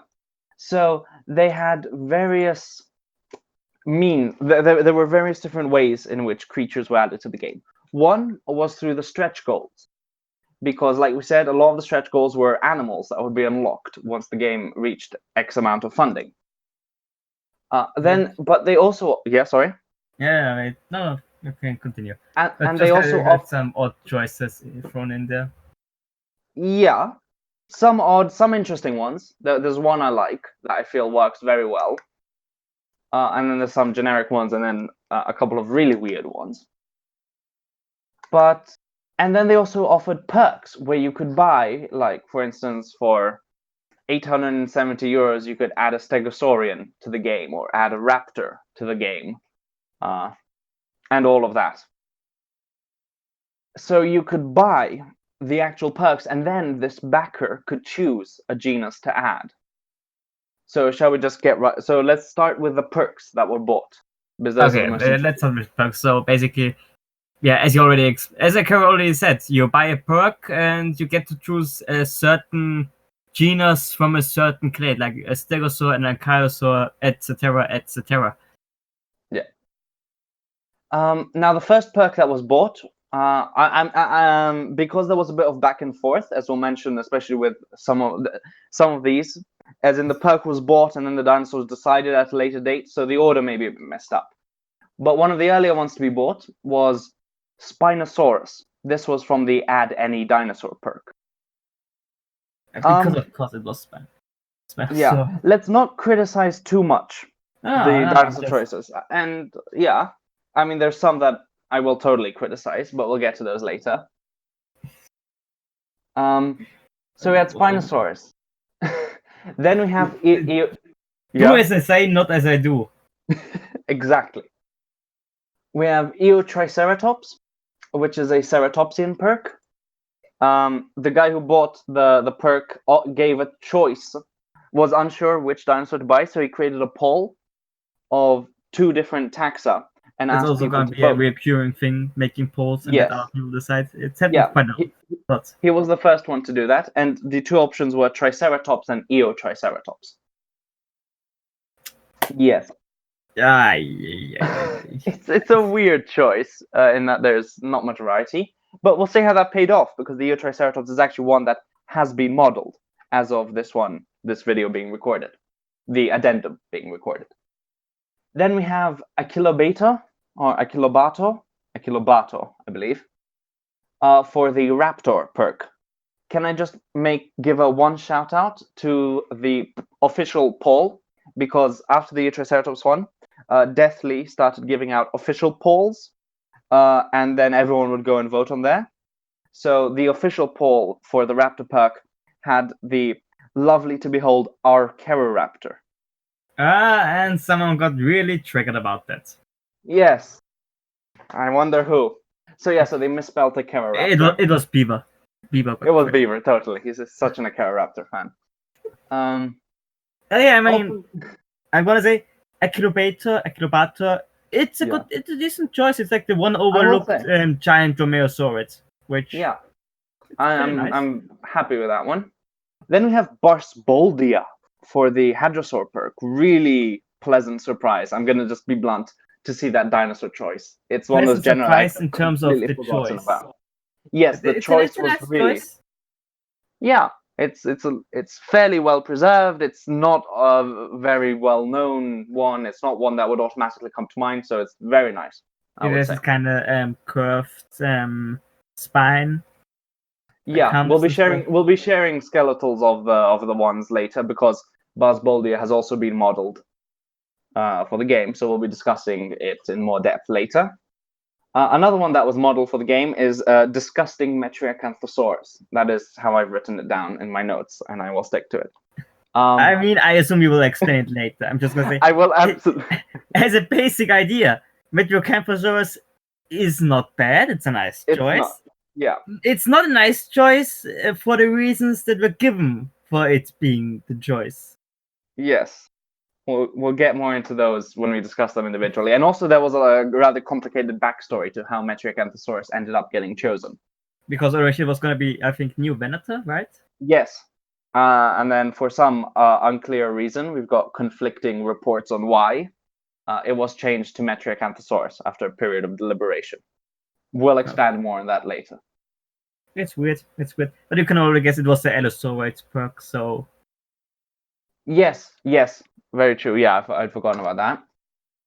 We've got, for the Stegosaurian perk, we've got Kentrosaurus. The most basic Stegosaurid you could have chosen. Besides Stegosaurus itself, which is already in game. It's already in the game, so that doesn't... It's the number one stock model Stegosaur. There's this one dino roll model that's everywhere. But anyways. I mean, it's not a terrible choice. I mean, people like Kentrosaurus, well, it's fine. It's completely valid choice. Just think, yeah, it's not exactly the most exciting one to see. Then we've got Iguanodon, again, Hadrosaurid perk, because originally you were only going to get one of each perk, but then they opened it up to more. I believe 2 or so, something. Yeah. We've got Concavenator. Sorry. It's a good dinosaur. Not the most creative choice, I'm gonna say. Again. Yeah, definitely not up there with a Kilobata or Barsboldia. But, you know, it is what it is, and it's not a bad choice. Personal taste. It's a good dinosaur. Nothing wrong with Iguanodon. Then we've got Concavenator, which was another early-ish one to be chosen. Also that's a decent choice. It's gotten a lot more fame recently, I feel, like in the paleo community as well, from our side of things. Just on a side note. Yeah, it's... But I think probably the weirdness of it combined with Fallen Kingdom, even if I don't really like to mention that movie. Yeah, you have to. And the same goes for Metriacanthosaurus. That's also gotten a boost. Which is ironic, because it didn't even appear in the movie, so... Yeah, neither, actually, because it was mentioned as early as Jurassic World, I believe. It was from the Jurassic World side. Yeah, it was on the website, yes, I suppose. Yeah. Then, so we've got Concavenator. That's perfectly fine. We'll get more in depth on that one later, because that's the other one that's been modeled so far. Then we've got Torvosaurus for the Megalosaur perk, Concavenator being for the Allosauroid perk. Torvosaurus, perfectly fine decision, I believe. It's like the one that's own child of the Morrison Formation predators. Like, everybody loves Allosaurus. Everybody loves Ceratosaurus. Most people don't really care about Torosaurus, which is a shame. Yeah, but thanks to DR, Dinosaur Revolution, it got a bit of a boost, which is nice. Anyways, so it's been okay so far. And next up comes our next raptor perk, which is Deinonychus, or Deinonychus. Generic as hell. Yes, an accurate Velociraptor would have been more fun, in my opinion. Because then Deinonychus is as close as you can get to the stock raptor. Yeah. But anyways, to take your mind off of it, the next perk bought was Tyrannosaurus. So that kills one of the things the game had going for it. I'm going to be blunt. Again, just my opinion, but I would not have done so in that. I would not have. It does not fill me with joy. It should have been off limits, to be honest, because it's not that we hate T-Rex or think T-Rex is boring or anything. It's just I think most of us agree that T-Rex is overdone at this point. Everybody has T-Rex. Yeah. And it would have just been nice to have the spotlight on a different carnivore. Which they had, the Splitosaurus. Which exactly. also Splitosaurus is like, yeah. Good choice. It pretty much fills the same niche. It's pretty similar, but it's not. Oh yeah, it's T-Rex again. But nope, we get T-Rex again. I'm so glad someone used the money to buy T-Rex into another game. Yeah. Moving on from this, we've got Albertoceratops. Not a bad choice. Yes. Good choice. Ceratopsian perk. We're gonna speed up a little bit through the remaining ones just because of time. Let's not take too long. Aren't the important ones anyways, I think. Yeah. Next up, we've got Dinokairos. Good choice. Good choice. Yeah. Good choice. A fantastic choice, even. Yes. Yeah. Absolutely. Alioramus for the Tyrannosauroid. Fantastic choice. Fantastic, really. Stegosaurian perk again with Miragaia. A decent choice. It's a good choice. Yeah, I would say of all the Stegosaurians, that's one of the better ones to have chosen. The good old sauropod cosplayer, Stegosaur. Yeah. And our last bio perk, they had a critter perk, a non-playable background animal, a small animal to share the environment with. And for that they chose, and this one was a twist, Platyhystrix, a non-Mesozoic one. Yeah. For those that don't know Platyhystrix, imagine Dimetrodon, but it's a salamander, basically. Basically, yeah. I mean, it's not literally a salamander. I think it was was it? Yeah, I think so too. I'll be showing a picture of it here. Correct us if we are wrong in the comments, or we'll just correct ourselves. But it's a fantastic choice. It's not really all that well known. It looks cool. I don't think it has any other pop culture appearances I can think of. So none, no. Yeah, that all the check marks. Yes. Fantastic choice. Just if only all choices would have been like Platyhystrix. Yeah. Then we come to and that's it. So now we're on to the stretch goal animals, namely Amargasaurus. Well, actually, first off, the first choice was Anodontosaurus, an Ankylosaur, which is the only Ankylosaur in game because they didn't even have an Ankylosaur perk, actually. Weirdly enough. Yeah, so it's Anodontosaurus. Not much to say. It's a decent Ankylosaur because this is sort of, I believe, from the same formation as the Spletosaurus, and what they wanted to do was sort of elaborate on these two formations, the Spletosaurus's Dinosaur Park formation. Dinosaur Park and Morrison, I think, were the main focus, but and Morrison, and also we have El Raz. Yes, which is getting expanded upon. But that entire thing just kind of got thrown off with the plethora of stretch goal and perk dinosaurs. So not really all recognizable anymore what they were going for. Yeah, they kind of lot, but that's fine. I mean, I guess it's good. It's a bit more of a Beasts of Bermuda thing that they seem to be approaching now, or just random animals thrown in essentially. But anyways, next up they hit Amargasaurus, which is the largest animal in game, and this kind of really disappoints me very much in my heart.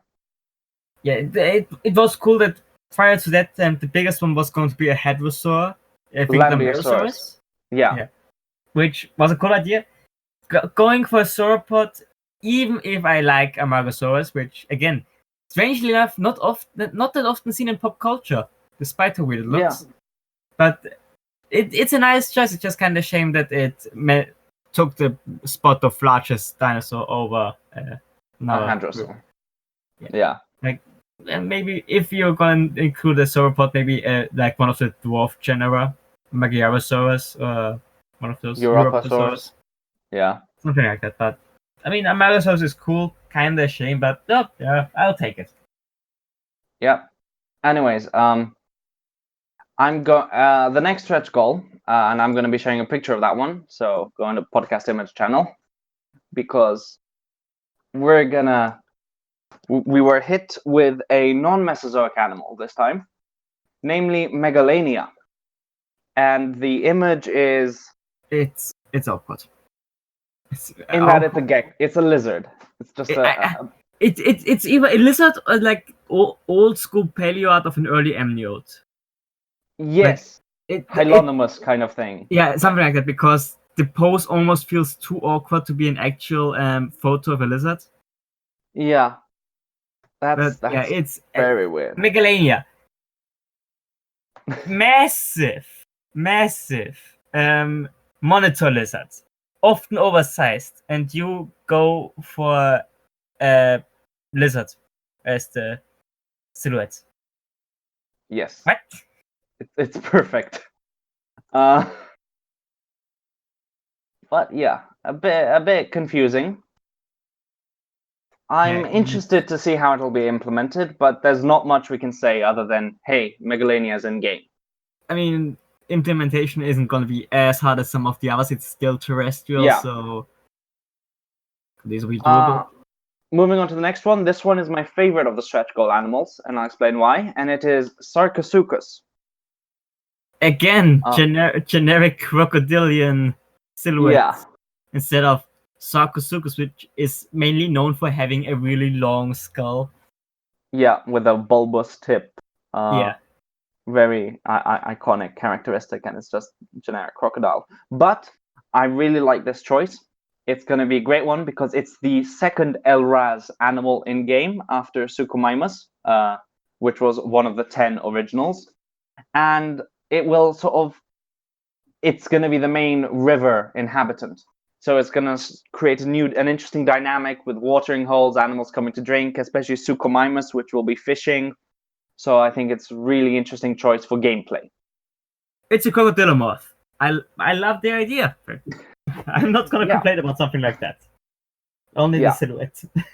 Nah, just nitpicking a little bit. Also, and then we come up to the next one, which is going to be, I think, one of the ones that we're there's going to be this is where we're getting into the interesting choices. Starting off with, drum roll, Microraptor. First of all, it's not Microraptor in the picture. No, that's again completely wrong. That looks far more like an Archaeopteryx. But it's got a tail front. It's got feathers all along the tail instead of the clump at the tip. The pose is very reminiscent of retro art of Archaeopteryx running along. Yeah, I think if you're gonna sit here and nitpick these too much, we are gonna be here all day.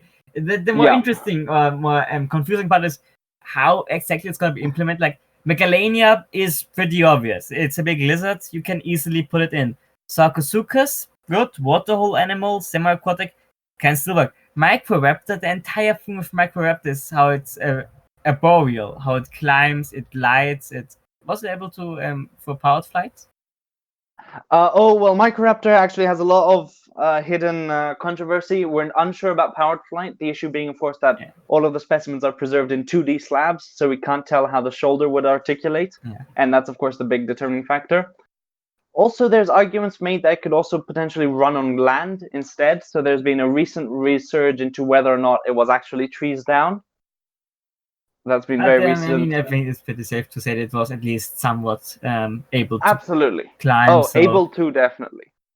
Yeah, so it's kind. I mean, even a new gameplay style that allows it for gliding and climbing trees, which it seems like a weird idea to implement it for just one creature, and you would basically have an entirely different kind of environment and for just one creature. So it's weird how it's gonna fit into everything. Yeah, no, that's like with Sarcosuchus, the interaction with the other dinosaurs is pretty clear, but Microraptor, you have to do the tree tops and stuff, and why it's a little bit ambitious. Very ambitious and almost wasted. Again, it's just one animal. So I'm very confused and curious. But I mean, if they pull it off, kudos to them. It's Also, the other thing being, what interaction are you going to have with the other animals? In that you're so much smaller. You can either get hunted by the other playables, or hunt the platyhystrix, and that's pretty much it. Yeah, I mean, who's even gonna hunt you? You're so tiny. I don't think it's gonna be lucrative at all. Yeah, unless it's like something like, oh, it's so hard to catch. You're gonna get a lot of, I don't know, followers, views on YouTube. Yes. But don't worry, it gets weirder with the next choice. Drum roll again. Yes. Again, with the entirely new environment you would need to this one is completely different. Microraptor is completely new gameplay in the existing environment. This one is just a completely different world, because this isn't going to be some sort of rivery BS that they're going to try and pull. This is going to be a new environment. You're not going to interact with it's gameplay. So it's not like in Saurian where you just have the goddamn mosasaur, quote unquote, guarding the outer lines of the map. It's playable. So yeah, the joke being that this time you're the mosasaur eating the AI Dicotoraptors. Yes. But and you can swim around in an empty ocean only filled with other mosasaurs. Yeah, I mean, the pitch, like when they announced it, the pitch was catch fish and enjoy exploring an underwater environment. That's basically Swimming Simulator 100. Well, there's even worse example of Swimming Simulator we'll get to later, I think. We will? Lidsüchtig. Didn't they confirm that? Wait, what? Lidsüchtig. Didn't they do something like that? I don't think Path of Titans hit Lidsüchtig, no. Well, it could. Didn't they? It was a possibility at one point, wasn't it? I mean, I honestly don't know if they're going to add anything to Tylosaurus afterwards. Gotcha. This is the first, I hear of it, but... Wait, I'll try to get the picture. Oh, yeah, it was the stretch goals. With the... Wait. Let's just finish this and then I'll post the stretch goals, okay? Oh, there were more stretch goals? Nani? Yes. There were more? Oh, yes. Wow! Oh, that's what you meant with capture. Oh! Yes. Well, my mind's blown live on the NHC podcast. I did not even know this was still going. I thought they just... No, Sassy posted it around because I thinks there's going to be another pterosaur. Oh, it does look like it. Yeah, possibly. Yeah, it looks like a Rhamphorhynchus. I'll be sharing those in a moment. Don't you mean Rhamphorhynchus? Yeah. I can't do Sassy's voice. No one can, but I'll if I have time, I'll queue up a sound clip of him saying Ram, but no, probably not, because we're already going to be behind schedule on this one. But anyways, wow, so there's more of these. Yeah, okay. Let's just go on, because we have one last stretch goal animal that's been reached. And then we'll discuss these new ones that have changed my life forever. Last one on the list being Sassy's favorite, Thalassodromius. That's a more reasonable one. I mean, for this should have been before Microraptor and Tylosaurus, I believe. Yeah, it should have been. Because you're sharing the environment. It's more a terrestrial hunter, kinda. Yeah, you could hunt stuff like the juvenile, since that's going to be in the base game. You could potentially even take on like a Lateni, try to take on a Latinivenatrix. Airborne makes a lot more sense because it allows you to get around the map, so it's just locomotion basically, instead of with Microraptor where you have the entire gameplay only based on that. True, because you'll be gliding most likely. Yeah, you will be gliding. Also, I mean, Thalassodromius, it's a fantastic choice. It's an art star cut, but it's not Quetzalcoatl, it's not Hetzek, it's not an art star cut itself. Yeah, it's a non-Asdarkid as Dark. Similar playstyle, basically. Yeah. Also, this is we're gonna tell on Sassy, but this is like one of the main reasons he supports the game. And I will give him credit. That is his skeletal that they are using as a silhouette. They asked him for permission to use it. So if only we would have done as much research for the other four. Yes. Yeah. Yeah. But anyways, so that pretty much concludes it. There's not much we can say about Thalassodromius. And now that we've actually got even more material to discuss in this addendum, let's discuss the new stretch goals. I'll share a picture here because I have the picture ready. I had it too, but Well, I got it too. I got it. Disabled me anyway, so. Okay. Oof. Well, I'll just pause it. Yes. Yeah. So there it is. A new map. Island, which makes sense. That's a good map to have, I feel. Even though that's basically kryptonite for Microraptor. Because I doubt that could swim or would do very well. I think that could interesting. Capture the egg, sure. Why not? Let's see if it's as you said, swimming simulator for Tylosaurus. Yeah. This one is even more because you don't even hunt, you filter feed. So you literally swim, which makes you eat. Yeah. It's perfect. It's just God, that's weird. Also, yeah, I guess the only two marine animals are going to be Tylosaurus and Lithosaurus. So basically, predator and prey. and as Lithosaurus, you're basically confirmed to be dead. You're just like instant target for any Tylosaurus player. But it's just by sea monsters all over again. Yeah. And then the next two, we've got one that really looks like a Rhamphorhynchus. Yeah. Which makes sense for the island map. So that's decent. That's not bad. Yeah. Of course, Cess is hyped for this one. Yeah. I don't know what the last one is. It looks a bit like a theropod with a tail curving down. It's kind of weird. Some sort of theropod maybe. Or it's just the ultimate prank and it's the OK hand. Oh, God damn you.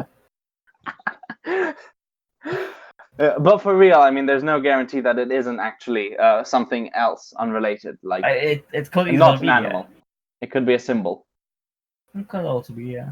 Like Protoceratops. Though it would seem a little bit weird to have the final stretch goal be. I mean, unless they're hoping they hit even more stretch goals after that. But yeah, I agree. Next stretch goal. Jellyfish. Yeah. Tree. Playable tree. Growth simulator. But anyways, we've covered this. We had a surprise of even new stretch goals. What would you do without me? True. And also we're doomed to be adding more addendums to this in the future, aren't we? Probably. Yeah, we're probably going to be continuing coverage, let's face it, of this, and if any other game developments happen. But yeah, now we're already time's been ticking along. So shall we just charge ahead and start discussing the modeled creatures? We've discussed choices, we've voiced our opinions on the choices, but what really matters for the game is execution. Yes. A good choice isn't worth anything if it looks like a coprolite. And a very good design can make an uninteresting choice really stand out. Let's be real there as well. It is the make or break moment. So shall we start with... Which one shall we start with? Shall we start with Barsboldia? Since that was the first one. Let's start with the big one, Barsboldia, yes. Yeah. So I'll be sharing the Barsboldia. Remember how we said it had a very pronounced spine? Yeah, and a very characteristic spine. Which, let's face it, this is not. This is generic Hadrosaur 101. Yeah, I mean... And you know what? We can critique how it looks, but shall we actually just post what it actually looked like? Thanks to Getaway Trike's skeletal. Good. Case in point, that's not the same thing. Yeah. At all. Pretty boring. It's just what they came up with was a generic boring Hadrosaur. The announcement the entire point of having Barsboldia in the first place. You have this... Yeah, it's one defining feature, and they just throw that out the window. As Rexy would say, it's the Jurassic World treatment for a dinosaur design. Yeah. Remove the defining feature instead of embellishing it. Yeah, and what they did, like the announcement post makes a lot about how they gave it a dewlap, like the modern day cattle, the zebu, and all of that. But it's like the actual thing we know the animal had is gone. There's also another thing about the skull. Should we mention that one? Or? Yeah, we're gonna mention that. Well, it's not what. It's not confirmed, but it's not confirmed. It's not published, but apparently, the skull should look much more like a Saurolophus in that it should have a small crest at the back. And in fact, the tweet about it used the hashtag #OneLessDino, so it's quite possible that this genus lump is incoming. It sounds an awful lot like Barsboldia is no longer going to be Barsboldia. Yes, it may be like a different species of Saurolophus, considering that the tweet uses a Saurolophus skull to show the new skull shape. So again, it's not confirmed, it's not published. We'll see where this goes. I mean, if it turns out to be nothing at all to worry about, or just really a really poor argument, and of course, there's not nothing to criticize. Of course. Well, except for hump, that's still a problem. Yeah, what I will criticize is the complete lack of the defining feature, to the extent that this cannot be called really Barsboldia. Let's be real. Essentially, I'm okay. That was a bit harsh, but it is lacking. Yeah, that was. No, you're kind of right. But yeah. Anyways, this was just a taste. I feel. Let's move on to the. I just want to share my favorite shot of the Barsboldia because they released a trailer advertising it, and this is my favorite image of it. I'm sorry, that's awkward. Those are human arms right there. Just gonna say, I mean, I'm not a fan of the trailers because we'll discuss the trailers at the end. Okay, fair enough. I'll mute myself. No, don't. But we'll get to the trailer. I didn't mean literally. I'm just gonna say stay silent. Yeah. Shall we continue in sort of chronological order by hitting up with the next one, which was Metriacanthosaurus? I think it's Concavenator first because we had one rant. Let's do something that's a little bit less ranty. Concavenator is more ranty. It's got two defining features that are missing. Yeah, but I know what you're gonna have to say about Metriacanthosaurus. True. Which is pretty much worse. True. Anyways, Concavenator, Distraction Time. It's really pretty design. I'm gonna give them that. It's nice design. It looks great. It looks a little bit like a clown face, to be honest. I don't think the white was a good idea. Yes. Mesozoic Joker. Yeah. Now, the big thing about Concavenator is that it's about the actual animal. Yeah. It's the biggest, theropods with podotheca, so tarsal scutes, basically. Yeah. And namely the scales that birds have on their feet and ankles, which are feathers, essentially, that are manipulated feathers rather than reptilian scales. And it was the first, and I believe still only published evidence of actual podotheca. It's really detailed, really well preserved. And just to show a close-up of the feet, it's actually lacking podotheca. It's just this generic wrinkly skin. It's generic wrinkly skin that the Daspletosaurus has as well. Another theropod that noticeably lacks podotheca, not because it has evidence of them, but because it too likely would have. But this is Concavenator, which actually has evidence of podotheca, just having this generic wrinkled, cracked, keratinized skin, essentially, with no podotheca. Let me bring up an image of what podotheca are. Do we have a good picture of the Concavenator? No, it's not been extremely well documented. I will criticize them on that note. But yeah, it does suffer. I'll give them that. But I'll bring up a modern bird because it would essentially, just to give an idea of what a podotheca is, I'll share this picture of an emu, which it has been likened to, essentially, I believe. So you can see here, it's these actual scales. It's not keratinized, it's not cracked, it's not irregular. It's these actual well-sculpted scales guarding the front part of the foot. And on the back part of the foot, you would have the you have sort of papillae, and also you kind of see papillae, perhaps these tiny small dots on the toes of the model, but even then, that's nothing like what it would actually have had, because that's still not Podothica. It's not the scutes. It's just cracks. So that's a pretty big disappointment, that it's lacking one of the defining features of Concavenator. It's not necessarily a defining feature, because obviously the defining feature is the sail. Yeah, the hump. But it's one of its contributions to science, and it would have been nice to see. Since Concavenator has this kind of notorious impact on the feather discussion. Yes. Speaking of which, it's also lacking another defining feature, which is quills. Now, it took me a while to actually realize that it's an issue, because subconsciously I still view the quills as being, a controversial issue. Yeah, there's been a lot of going back and forth between, the little things on the arms were quill knobs, with others then going back, no, actually they are muzzle attachments. Then they're quill knobs again, being the attachment parts for feathers. Yeah. I think the current idea is they are quill knobs again. Yes, and I'll explain why. Because the current idea is pretty damn conclusive. In that the current idea says that the whole issue with the quill knobs and muscle points was that the bone, the way they were looking at the bone, they thought the quill knobs were on the outer side of the arm, of the ulna. Meaning that they were actually going to be pointing to the sides, not downwards. Not on the underside.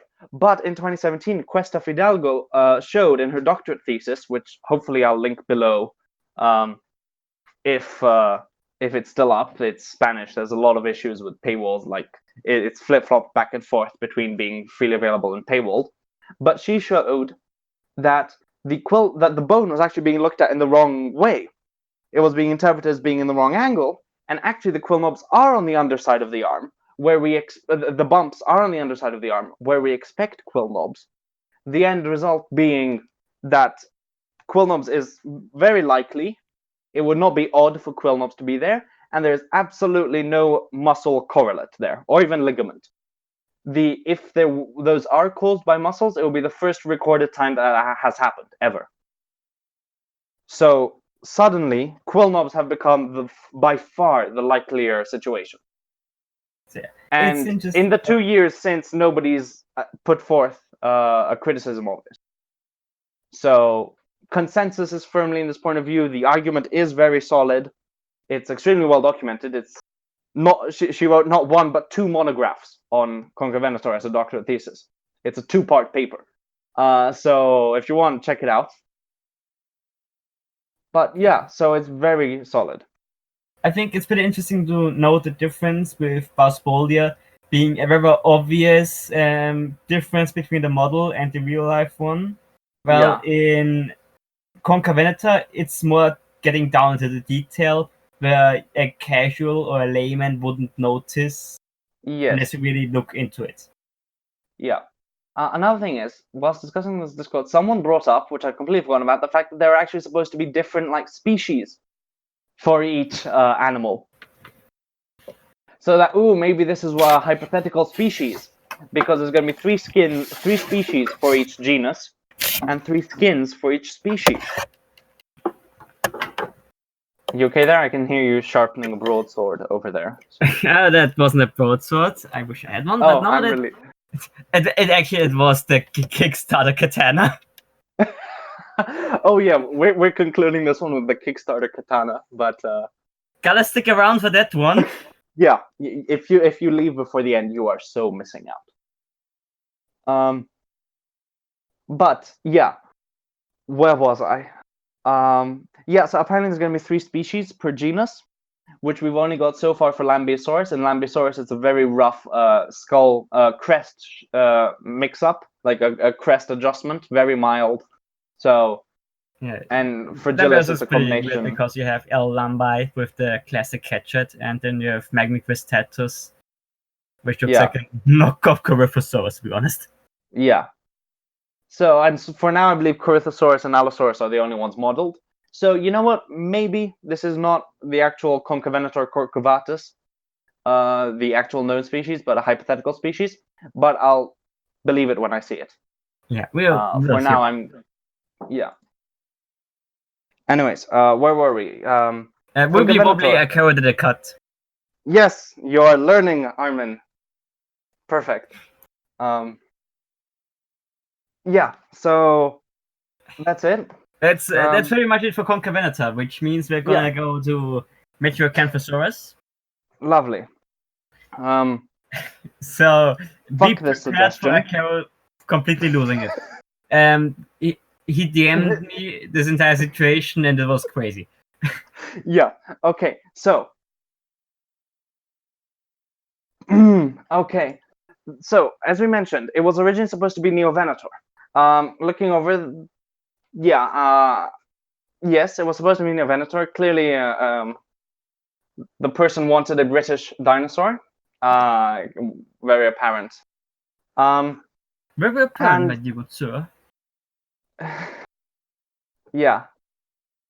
Let me just find the reasoning he gave, because so there was, like we said, a big debate, as in something happened behind the scenes. The guy blames, like, it didn't fit the specifications, but allegedly actually that's BS, and he just was indecisive. Whatever the case, sorry also for using the gender pronoun he. I apologize if I'm misusing it. This was the update. He exchanged it for Metriacanthosaurus. And the reasoning he gave was that Metriacanthosaurus, although sadly it does not have long claws for slashing and piercing like Neovenator, this guy plans for Metriacanthosaurus to be a bit of a mixed martial artist, I'm quoting here, with sharp teeth, small but sturdy arms, a powerful body, and very long set of legs, perfect for kicking prey to the floor, with acceleration like lightning, a variety of moves perfectly suited for attacking at high speed. So, you know what? This will make a lot more sense if we were releasing this after the Megaraptor episode, but spoiler alert, this is exactly Australovenator. Yeah. In every respect. Australovenator, long legs, very fast, in fact so fast it's actually known to have caused a stampede, preserved in Trackway. It even has the long claws for slashing that he was sad about losing, and its foot morphology and pathologies show it routinely kicked other animals. Which you can't say about Metriacanthosaurus, because Metriacanthosaurus, as the name implies, is known from the spine. It has a few I'll share a skeletal later on, it has a few scrappy leg bits. Yes, and it's just a generic Synraptorid at that. It's got absolutely nothing special. And Synraptorids at this point Metriacanthosaurids, or did the name switch? Yes, sorry. I'm still used to the old Synraptorids because Metriacanthosaurus is so terrible it does not deserve a family name. Objectively speaking, Synraptor has like multiple species, several specimens, including some unidentifiable, like S ? Lots of Chinese stuff over there, and then we have Yangshuanosaurus. But no, it's Metriacanthosauridae because vertebrae. But what? Yeah. Australovenator, it's the perfect fit. Yeah, Australovenator is a perfect fit. Metriacanthosaurus isn't.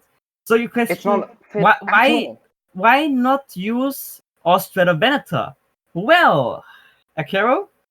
Yes, I asked him. I said, Australovenator has literally all of these features and more. The answer? This guy does not like the snout. The snout, which is unpreserved in Australovenator, which we can, estimate would have been a bit long and low, seeing from, Megaraptorans. Even then, the only evidence for this is a juvenile Megaraptor skull. So even then, creative licensing could just run rampant on so many levels. But no. The snout is wrong. Move out of here, long arms for slashing. Move out of here, actual skeletal evidence for kicking. Metriacanthosaurus. I think you guys now see why I said let's do Conquer Venator first, because it would be more chill. Yes. Well, yes. So Metriacanthosaurus wouldn't be a bad choice. It's just by bad itself for the circumstances. Because it's so clearly more fit for Ostro the Venator. While Metriacanthosaurus doesn't preserve the important parts, actually. It's all hypothetical. All of what he's projecting onto Metriacanthosaurus, it's lies. It's not true. None of it. Fake news. Fake news. Basically, yes. I mean, of course, let's see if the devs actually, implement anything. There's no indication that they're actually going to give it long legs or kicking. I mean, the model is decent for what we have. It's a decent Sinraptorid.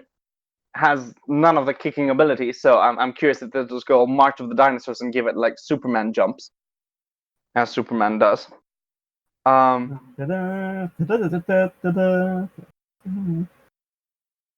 Yes. I mean, unless of course they just let Metriacanthosaurus takes off his glasses and it was, Australovenator all along. But DC, get on it. Yes, we need that. DC, but it's actually dinosaurs all along. I mean, if we can have Batman in feudal Japan, everything is possible. Yeah. Exactly. God. Neoventor would have been so much better. Like, why? I'm also gonna be blunt. I mean, this guy wants Neoventor is like the next best thing as well. I mean, Megaraptorans were considered Neovenators, although even then Neovenator was... Actually, no, I think I know why.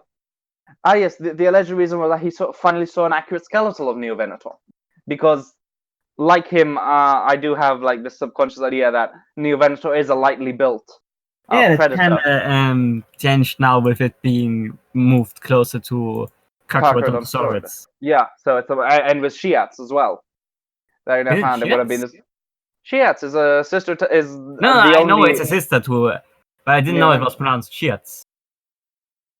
It's either Shiats or Siach, but it's got a ch somewhere, I believe. Okay. It's after the Native American being, so I think that's why. I'm maybe mispronouncing it, but anyways, that's just how. But yeah, so I believe that's the reasoning.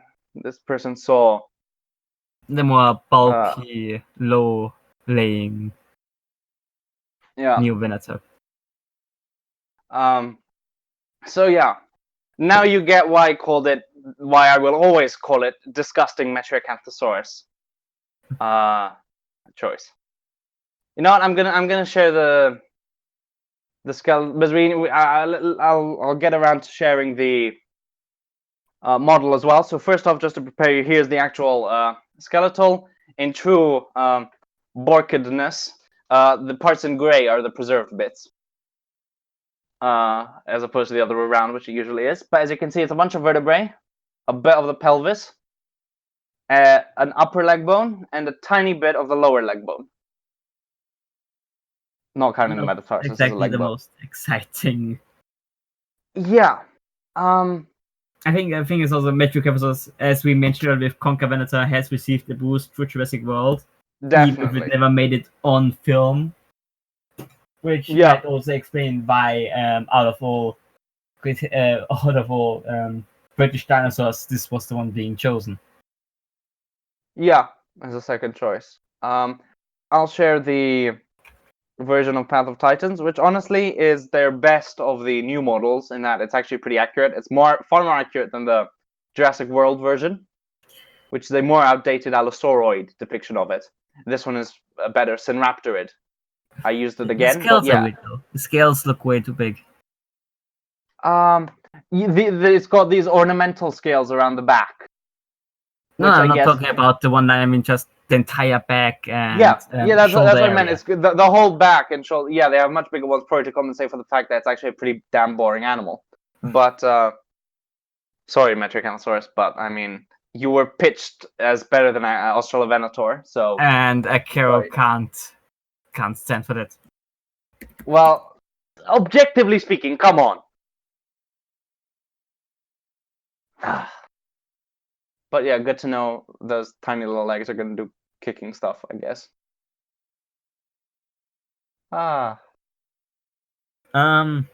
Nothing more to say. Move on. Who's next? The last one. Eotriceratops. Oh yeah, of course. Dollars for good value. Yeah, you dislike this one a bit, I believe, the choice. Like, not as much as I dislike Metriacanthosaurus, obviously, but... Yes, obviously, I mean... Eotriceratops. Why not the Kentrosaurian? Like, any Kentrosaurian? Centrosaurian. You can't confuse it with Kentrosaurus. It's pronounced with the it's pronounced with the soft C deliberately to avoid confusion with K. Wibbly wobbly, another cut. The thing. Yeah, you go on. Take Centrosaurian. I mean, it was so weird because it just went Triceratops or maybe larger Triceratops. Yeah. Not even Torosaurus. Even Torosaurus would have been a more interesting choice. Much more interesting, yeah. But no, it's Triceratops or Dinosaur, which might as well be Triceratops. When you could have had any Centrosaurian, Diabloceratops, Cosmoceratops, Wendyceratops, Rubeosaurus, Styracosaurus, any of the Pachyrhinosaurus species, Ankylosaurus, Ankylosaurus as well for a more underrepresented one. Yeah. Medusaceratops. There's so much. Even within. Okay, Chasmosaurinae or Chasmosaurinae? That would be Chasmosaurinae. CH is always K. The reason why Centrosaurinae is a C is because Kentrosaurinae. Yeah, I know. I didn't think about that beforehand, but even then, you could have just like Utaceratops, Cosmoceratops, Vagoceratops, Spickly Players. Yeah. Spinops. Spinops is the one too. Wait, let me check. It's a cool one. It's got like no. Spinops is a Centrosaurian. Oh, it's Centrosaurian, right? Yeah. But yeah, so many interesting ones. Nope, it's Triceratops or Triceratops, but big. Yeah. It's going on a soundboard. No, it's. Yeah. Anyways, shall we get to the picture now? Let's get to the picture. Just let it get. Let's do this.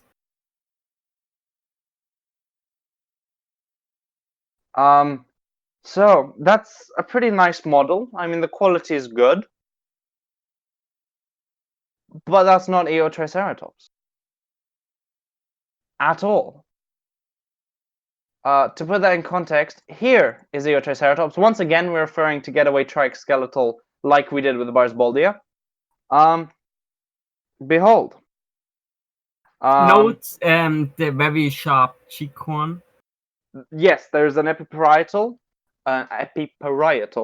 or cheek horn. Very sharp. That's a distinctive feature. You also have a somewhat blunt nose horn. You have a pretty blunt nose horn. That's a blunt if I've ever seen one. Yes. And meanwhile, looking at the model, the horns I can excuse in the model because, of course, the tip of the horns are not preserved. So they're not preserved. You can play around with keratin. Yeah. So that's fair enough. That's fine. Like you have a sharp, long nose horn in this one, and the thick one as well. It's like tall. It's not just like a tall spike emerging from the keratin from the base. Yeah. This is really expanding a much larger area than. I mean, to be fair, a lot of the area around the nose horn isn't preserved either, I think. True. So I guess you could, but still. You could, but it's still strange because it's speculation to the point of obscuring it. Yeah, and you horn as well. So much to the point that it's basically Triceratops. And what's the point? You had a pole. I mean, I'll be sharing a picture now of once I find a good Triceratops prorsus skeletal. because this is basically Triceratops prorsus, the species that has those forward curving horns. It has a big nose horn and a small cheek horn. Eotriceratops has none of those features. I mean, yeah, the brow horns over the eye could have been the same. Yeah, but the nose horn and the sharp cheek horn is gone.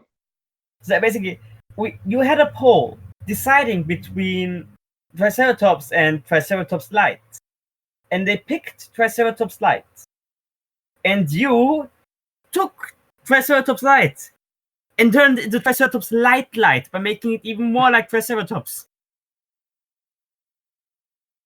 Yep. Actually, I'd like to take this moment to talk about the response by the backers. Whilst there hasn't been a big public response, as far as I'm aware, towards the Eotriceratops by the backers, it has been said that the Barsboldia backers are disappointed with the model. Can't blame them. Yeah. I mean, there must have been a reason for them picking Barsboldia, you know, the dinosaur known from the spine. And then they screw up the spine. Yeah. So yeah, I'd be pretty pissed too. Yeah, very. But yeah, it's kind of disheartening to see that. I mean, I had my skepticism beforehand. You did, considering the entirety of the genre. But even I had to admit, those models were really well done. And it's kind of even more of a setback to now see the additional models that people paid a lot of money for just to have these individual dinosaurs. And we just keep screwing them up like this. Yeah. And like we said earlier on, my stance as well, my opinion has really changed. Yeah, I mean, you've watched the original yourself, so you do remember how Akira was pretty open to the idea of the game. Compared to it was one of the few ones I could say with certainty, you know, I was very open to buying actually on release. Now they took away a lot of the uniqueness that the original game, that the base dinosaurs had. You know, Daspletosaurus being the main predator, Lambeosaurus being the largest one. That's all gone. Latinivinatrix, I mean, now you've got a Kilobator. Okay, that's still, a distinct raptor. It's not the Koto Utahraptor, which... Or Deinonychus... Oh, wait. Yeah. Deinonychus is being modeled next, followed by Alioramus and Albertoceratops, I believe, was the other one that's being shared. I will see how that turns out. Yes, Albertoceratops. With Deinonychus, let's be real. Deinonychus has been screwed over so many times in pop culture that at this point it doesn't even faze me. I'm gonna go on record by saying I don't think they'll give this one scales, and I think they will give it feathers rather. I assume they won't give it a basilisk crest like Jurassic World Evolution. Yeah. Or base it on old Robert Barker artwork. Yeah. So honestly, from the get-go, I'm saying I don't see, like, although statistically speaking, Deinonychus has had a history of being messed up, I don't see it being messed up this time. Because, like, there's been so much trial and error already. That being said, we saw the Deinonychus when Wales walked, so who am I to say? Oh, this documentary keeps haunting us, doesn't it? It will. It's our true arch enemy. But yeah, so that's it. That's the 4 models that have been unveiled. One of which is accurate overall. One of which is fully accurate, being the Metriacanthosaurus, but that's because they had nothing to screw up as well. I mean, maybe not because, but it doesn't mean that much when your model is a bunch of vertebrae and a leg bone. Triceratops lacks all defining features pretty much. Same for Barsboldia. Concavenator has one of the defining features. Has the big defining feature. Yeah, the Concavenator has the big stuff down, but falls apart when you get into detail. Yeah. I mean, my stance on this game hasn't changed too much. If they can pull it off, it's nice. If it's not a scam, it's nice. Congrats. I mean, I respect it. If it's really a game, I'm still not gonna buy it, to be honest. But yeah, I get that. I still have a similar amount of skepticism, both regarding earlier events in the paleo gaming community beforehand, stuff that's happening with the game. Speaking of which, we're going to get into the demo and striking similarities with another game's demo. I love how this basically flows right into our last segment. Yeah. So we start with the demo now, and then the trailers. Okay. We have the trailers as well. So the demo is a menu. The demo is the skin selection menu, the creature and skin selection menu, which is exactly what Mesozoica did. Yeah. There's no way to sugarcoat this, no way to go around it. I'm just putting the facts out there. That was Mesozoica's first demo. It was. It doesn't have to mean anything per se. It does not. But everybody hates Mesozoica. There are a lot of people who have skepticism towards your game. Let's be real. I mean, there's no going around. Definitely must know that he's not exactly the most popular gaming dev out there. Yeah. And then you make a demo that's literally the same thing as one of the most prominent scams in the community of recent years. That's a very poor choice. Yeah. I mean, can you not see what you did there? Unless, of course, this is all planned so that like a year down the line, it's just, you see what I did there? It's like sailing up to the Arctic with a ship called Titanic 2. Yeah. I mean, there's nothing I can say other about the demo. I haven't played it. Nothing is happening in the demo. Yeah. I believe best in slot. Again, you aren't really helping your case that you aren't just another DIL rip-off walking sim if your entire demo is selecting skins and that's it, and you have no piece of any hint of, there's more to this game. Nope. I mean, all we've got is their word that the gameplay footage is gameplay footage. I mean, it probably is, but we don't know necessarily anything about how it actually works. Footage in the trailers, it's not looking that good anyways.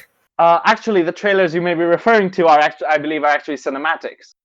They released a couple of gameplay simulators which are just walking around.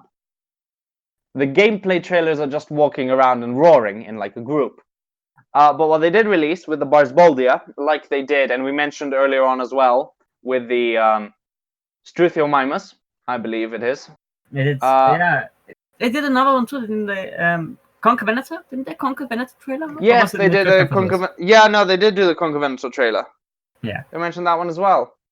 Oh, is that the one where they're just flying around as they run, like they're running in one way and sliding the other way? I think so. Yes. Yeah, the Barsboldia is the one where they're all sitting around like Schwarzenegger at a table, nodding at each other. Yeah. So yeah, the trailers again.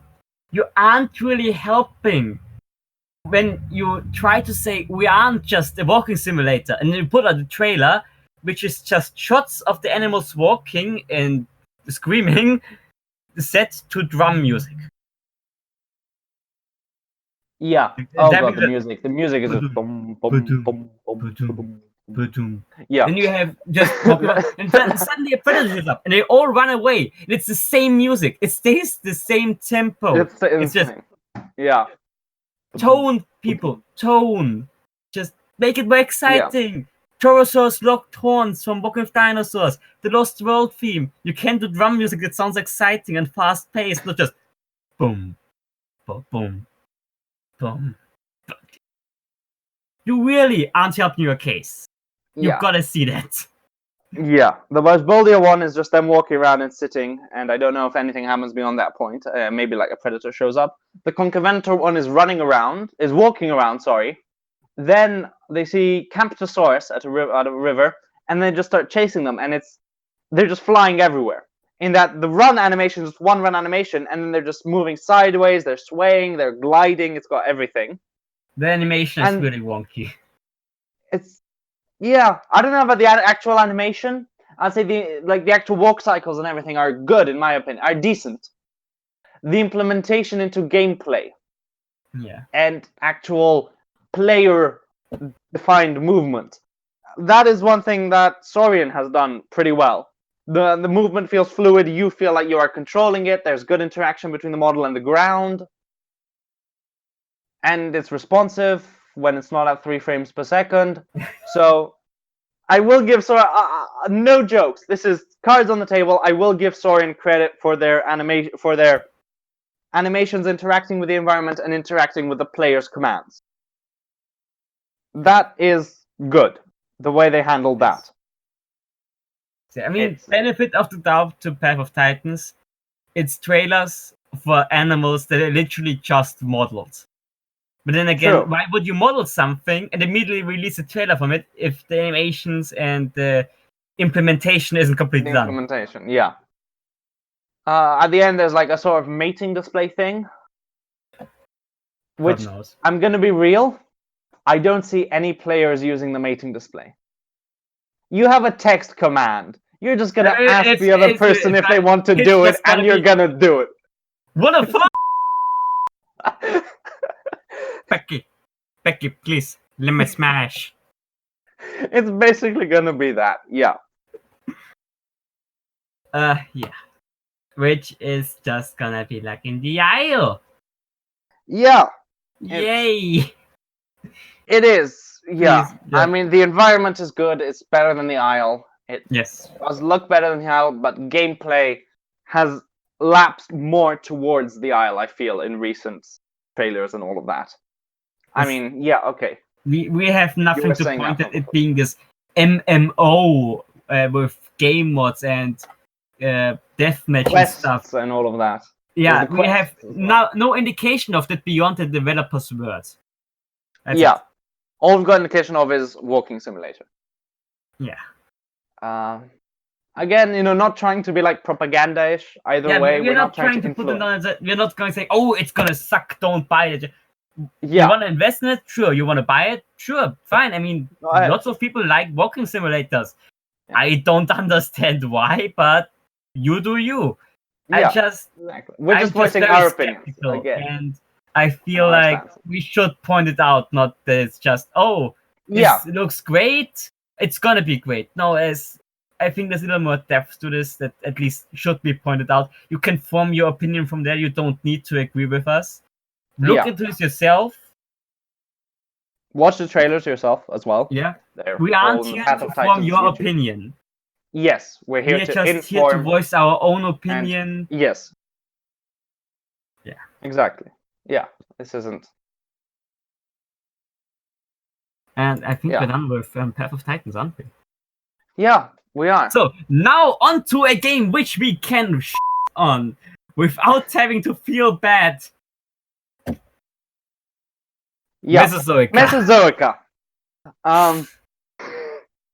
We don't have much to say here. I mean, we could do an entire episode. Like, if we ever want to supplement a Path of Titans extra episode, although we've already talked for an extra hour on this addendum alone. Oh, God. Yeah. Is this the longest addendum we've done so far? Or? This is as long as the base episode, Armin. Jesus Christ. But yeah, Mesozoica. We could do so much about it, but we want to mention something that was omitted and which Joshua asked us to bring up as well. He reminded us of it. Yeah, we knew about it, but we just didn't bother mentioning it for some reason, despite the fact that it's just hilarious. So, talking of Kickstarters, Mesozoica, like we said, made $55,000 on his Kickstarter. Obviously, it was a scam. $55,000 did not go into the production of the game. So where did the money go? I'm just going to share the image. I'm not going to say anything. Just, here we go. It's a Kickstarter sword. It's a katana. It's not a sword, it's a katana. Mesozoica bought Robert Fabiani, the head modeler, a katana. It's perfect. It's brilliant. I love it already. Also, I've said this before, but he does. In this picture, he looks like Filthy Frank a little bit. He does. Anyway, so yeah, the Kickstarter sword, as Fabiani once said. That's it. We're gonna leave you. Oh, that's brilliant. Oh. Hey, boss! Yeah. We're gonna leave you on this beautiful image of Mesozoicas. A little bit of levity after what we discussed, and also reward for sitting through it. Thank you You're for listening awesome. to us. Unless you really are. Unless you skipped to this part because you knew you wouldn't sit to the rest, then yes. Shame. Finger of shame. You can't see it, but it's pointing. Anyways, you get my point. So we're gonna be ending now. 1 hour, well over an hour. So thank you for sticking with us. We apologize, as I assume the video will have released a little bit after the scheduled date, like the scheduled date. It may have been a bit more than a week between this upload and the previous one.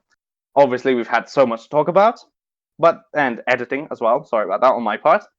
But thank you so much for sticking with us, and we'll see you in the next one. And remember, Megaraptor and Art Challenge over on Yoshua's PaleoStream server. Don't forget and submit. Yes. And we'll see you next week. See ya. Less than a week, possibly. We'll see you next time. See ya.